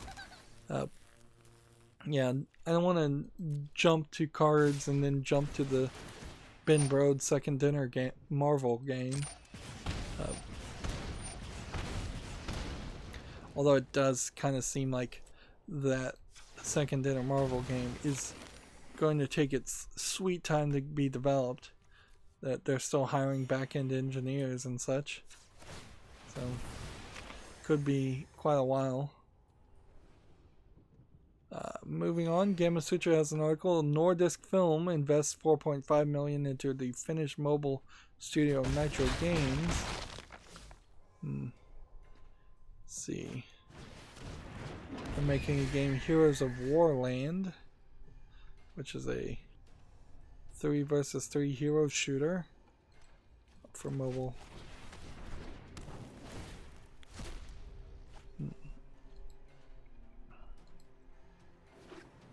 See. And Gamma Sutra has the same article. Selena Gomez suing fashion game for makers for using her likeness without permission. And seems like maybe some other people's fashion appearance likeness were used without permission also. I'm gonna have like 50 tabs of games, so I'm gonna curate some over the weekend. Just get rid of the absolute garbage. We saw some of the absolute garbage, and yeah, I'm gonna want to play. They kind of reset the weekly wins, by the way, on a Friday. I'm gonna want to play and get 15 wins today and 15 weekly wins, and probably try to get at least 10 wins every day to get more experience. But I'll try to hold on to all the fancy stuff. I won't place any orbs or open any packs off screen, of course. Let's see. Gamatsu has an article. The puzzle RPG Fantasy Nights is coming to Switch on April 30th. Let's see if we can get a general idea of what this looks like. It looks like it's a pipe dream / dungeon crawler RPG. Interesting take, but it doesn't look particularly polished. Let's see. It's already on Steam, and it came out February 1st, 2019, and it only has 11 positive reviews, which it doesn't mean it's a bad game, it just means it's an irrelevant game. It actually looks fine, but I can't really call this a sleeper hit game. I have to say it's probably way too expensive at $9.99. It's an English-Korean language support. Um,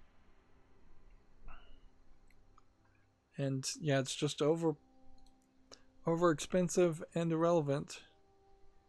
So off the fall list it goes, because it's been on the fall list for over a year.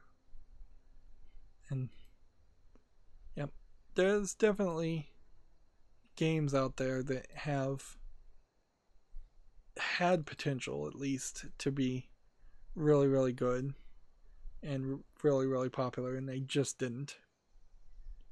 Moving on, Gamatsu has an article, Shoujo Jigoku no Doku Musume details characters, stickers, and thought forms.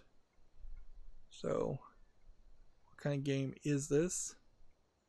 It's probably a JRPG by the looks of the characters. Seems like it's almost like a Persona inspired game. Yeah. I definitely am getting a Persona feel from it. Is it made by the same developers of Persona, though? It's tagged as a RPG made by NIS, and that might actually be the developers of Persona. Well, interesting screenshots, to say the least. We'll probably see more bits of information trickle down. Twitch still having trouble. I'll just mention that. They mentioned on their Twitter, Twitch support did, that they had some trouble. They fixed it. Seems to be something that happens very often. Twitch also, from what I hear, put out some new limitations on how undressed a streamer can be, making the Twitch thoughts and the other streamers be more presentable. Let's see. OpenCritic has an article. Pokemon Go is adding remote raid passes due almost certainly to COVID-19. Gamatsu has an article. VV Tunia details Hearttune and more guest virtual YouTubers. This is the side Neptunia game from Compile Heart, I think. Yeah. But I don't recognize any of these as virtual YouTubers, so I don't think I would. I don't think I can name any of them. It's always weird to talk about Azure Lane Crosswave, but DLC episodes launch weekly starting April 20th in Japan. This is the PC port of Azure Lane that got reviewed fairly badly, and here we've got some large collection of anime girls who are also military ships, if you know the Azure Lane story. Yeah, PlayStation 4 and PC. But people didn't like it, so that DLC is probably a bit mute.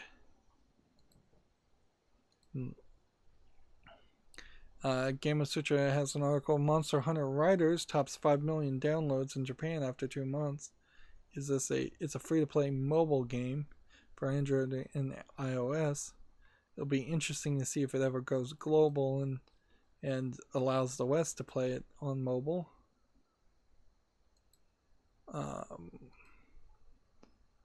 There was the Cooking Mama drama, and the other side of the Cooking Mama drama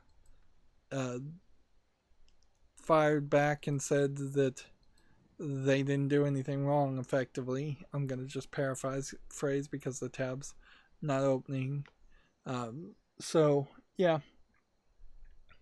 It's going to end up in court almost certainly, but it is certainly two companies slinging mud in public, so it must have gone really bad in the background. Or maybe it didn't go as bad as anybody thought, and one side just decided to be shady.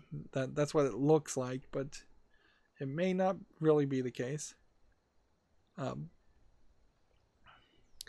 Gamatsu has an article, Trials of Mana interview with Shinichi Tatsuke and Masaru Oyamada remake, changes, co-op removal, clear time, and more. There's several things that are being changed in the remake, but I don't think any of them were really big. I'm going to just say check out this article if you're interested. And I'm still not really sure if Trials of Mana, the third in the Mana series, is the game you want to play, even being remade. Some of these first generation Japanese RPGs are just unrecoverable, unfixable. They're just too old. The stories are too kind of cliche at this point. That you're just better off moving forward. And I guess Final Fantasy figured that out somewhat, and instead of just remaking the first 5 or 6 or 7 Final Fantasies, they moved forward to make 8 more, so we're up to like Final Fantasy 15. Here's Gamatsu with the article. Planet Entertainment responds to allegations of unauthorized Cooking Mama Cookstar released. Let's see. And they put out a whole response here that was basically BS. But the important part to take from this, they say, is by contract, Planet Crate or Planet Entertainment is fully within its rights to publish Cooking Mama Cookstar. There's no active litigation. They're not suing us at the exact moment or rulings. They haven't won a lawsuit against us at this moment that prevents us from publishing the game. And then they hype the game, talking about the vegetarian and unicorn food potluck party plus more. That's new features. And then they say, we appreciate the overwhelmingly positive response, which I don't think there really has been any positive response or support from Cooking Mama Cookstar fans. And then here is kind of a coded insult, if you want to take it that way. Office Create has our total respect. Probably not. We thank them for their wisdom. Probably not. And wish them well. Probably not. It almost certainly is a sentence written to be the exact opposite. They probably do not respect them at all, and that's why they published the game. They probably don't think they're smart, and they probably don't wish them well. On the other hand, if you want to look from Planet Entertainment's perspective on this, they probably spent a lot of money and effort developing this game and needed it to make its money back.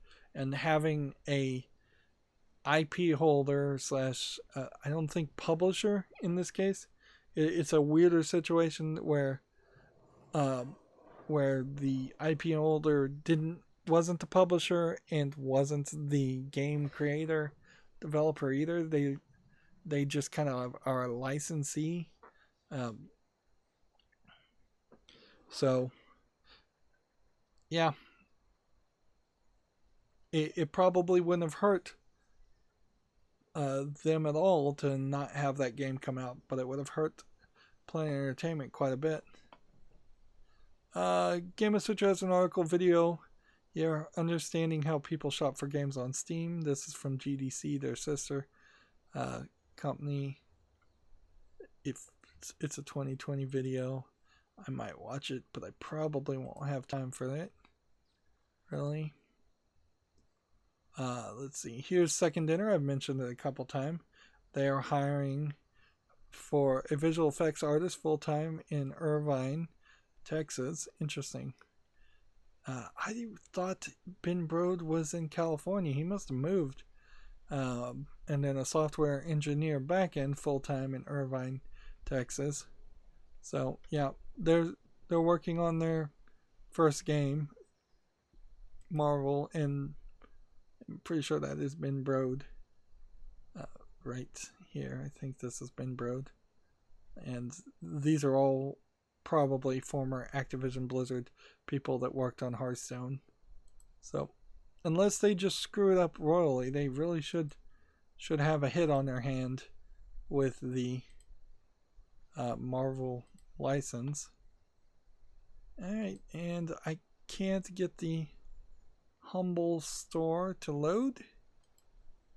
Like, just nothing wants to load. Oh, there it goes. There's 2K Games Together bundle. Is that new? And doesn't look like any other kind of games bundles. Let's see. 2K Games Together. What I want to be careful with this bundle is that you get Steam accounts and not like in something else. So, The Darkness 2, if you pay $1, you'll get a Steam code for The Darkness 2, Sid Meier's Pirates, Carnival Games VR, which a lot of people won't be able to play, and Spec Ops The Line. It's not terrible, but not great. If you pay more than the average of $13.37, you get The Golf Club 2019, which I doubt very many people want. BioShock The Collection, which is a good deal if you don't have BioShock. 3 AAA games for $13.37, but most people probably do have BioShock. Sid Meier's Civ 3. I guess if you're a huge fan of Sid Meier's games, this might work. And NBA 2K Playgrounds 2, which I doubt many people are going to play. Then if you pay $20 or more, you get NBA 2K20, which is full of microtransactions, and I'm not sure people should really play. WWE 2K20, which is definitely not a game you should play. XCOM Enemy Unknown, which is a game that goes on sale fairly commonly, so you could get a better deal than spending $20 to get it. Borderlands Game of the Year Enhanced Edition, which includes all the DLC, and Borderlands The Handsome Collection, which includes Borderlands 2, Borderlands the pre-sequel, and I think all the DLC. I think that's what that is. It's the Handsome Jack Collection. But I don't think it includes the Telltale games, if you wanted those. Not really a great bundle there. Yeah. And then also they're giving away Manual Samuel for free for a limited time. I don't know if that gives you a Steam account or not. I haven't actually logged in on the order to see if it gave me a Steam key. Yeah, we went 4 hours today. And since it is Friday, I suppose it is important to scroll down my Twitter feed to see if there's any big bits of news. And there is. The equity crowdfunding platform Fig has been acquired by Republic. Republic as in Republic of Gaming or something. A hybrid investment / crowdfunding platform Fig, which Tim Schafer of Doublefine set on the board, and I'm not sure if the Gabe Newell didn't sit on the board on that too, and I'm not sure if Randy Pitchford didn't sit on the board of it too.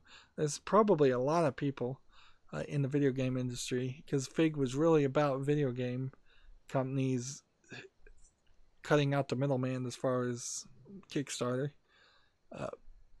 Well, it's been acquired by Republic, which is weird. A similarly geared investment platform aimed to help the masses invest in startups. On its own, Fig takes crowdfunding focus of sites like Kickstarter and builds in additional funding options that more closely resemble traditional investments, and they were mostly, I think they were all video games, so that was all that Fig did, and I think only like 5 games ever actually came out or got funded in the 2 or 3 years that it happened. Let's see.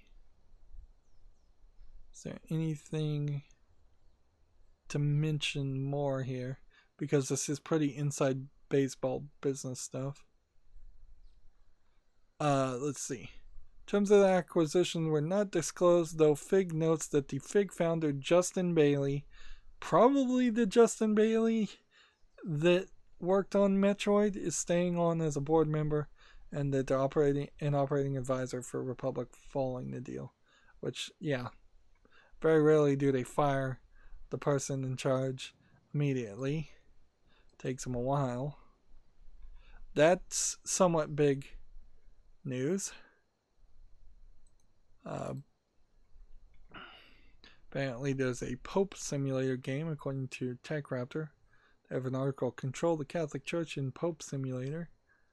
Another post-Easter game. Seems like they were, if people were going to make troll religious games around the Easter, they should have worked faster and gotten the games done on time.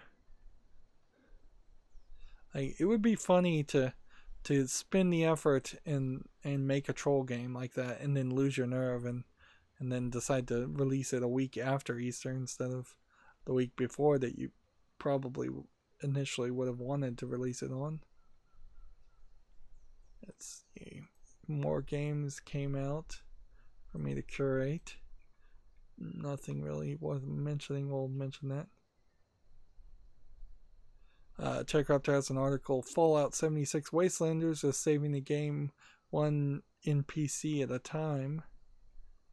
I did hear that Fallout 76 with the Wastelanders DLC actually does bring it back to being a game that somebody might want to play, but I don't think it makes it so good that it fixes all the problems and the too little too late feeling that most people would have. And in general, I think there's so many reasons to not support Activision Bethesda. Going back or trying Fallout 76 right now is a bad idea. Gamma Sutra has an article, Oculus Connect shifts to digital as Facebook extends its in-person ban into 2021, in-person event ban.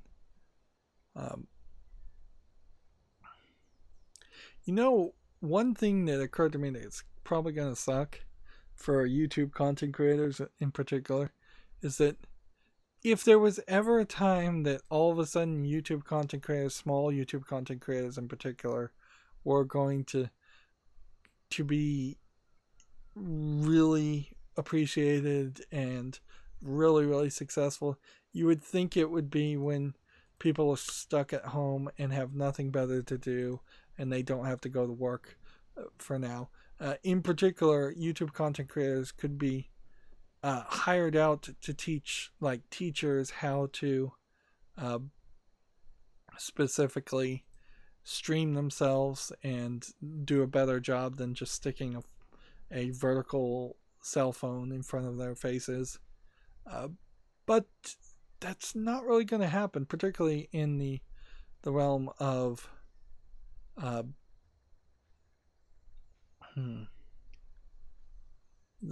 particularly in the realm of education, because like people will just not be willing to pay anybody to teach them how to stream. They'll either try to learn it themselves and get relatively decent success, or what I've been seeing in the things I've been keeping an eye on, a lot of programs that are non-essential will just straight up be canceled. Museums, arts, things like that, music, all of those type of things will probably just be determined to be non-essential by a lot of public school systems, and they'll just remove those budgets. And I wouldn't be surprised if a lot of public schools eventually just straight up shut down. Like, this was the idea in the United States of them pushing education vouchers to go to private schools was to break up and eventually just cripple public school systems to the point where there's less quality education going around in general, and less government tax dollars going towards education, which was the main goal of the people pushing that idea. Okay, well, that's getting into politics at that point. So, yeah, we're done for this stream. 4 hours. It was a long one. That draft definitely adds some time, and I'll just have to play a lot more today. As always, I ask you to like, share, subscribe, comment, and watch every second of my videos. If you want to friend or follow me on any social media sites, there's a whole bunch of links down below in the description box. And if you want to support me further, there's a link to Patreon, or you can friend me on Steam and gift me a game off my wishlist. Thank you for watching. Have a good evening.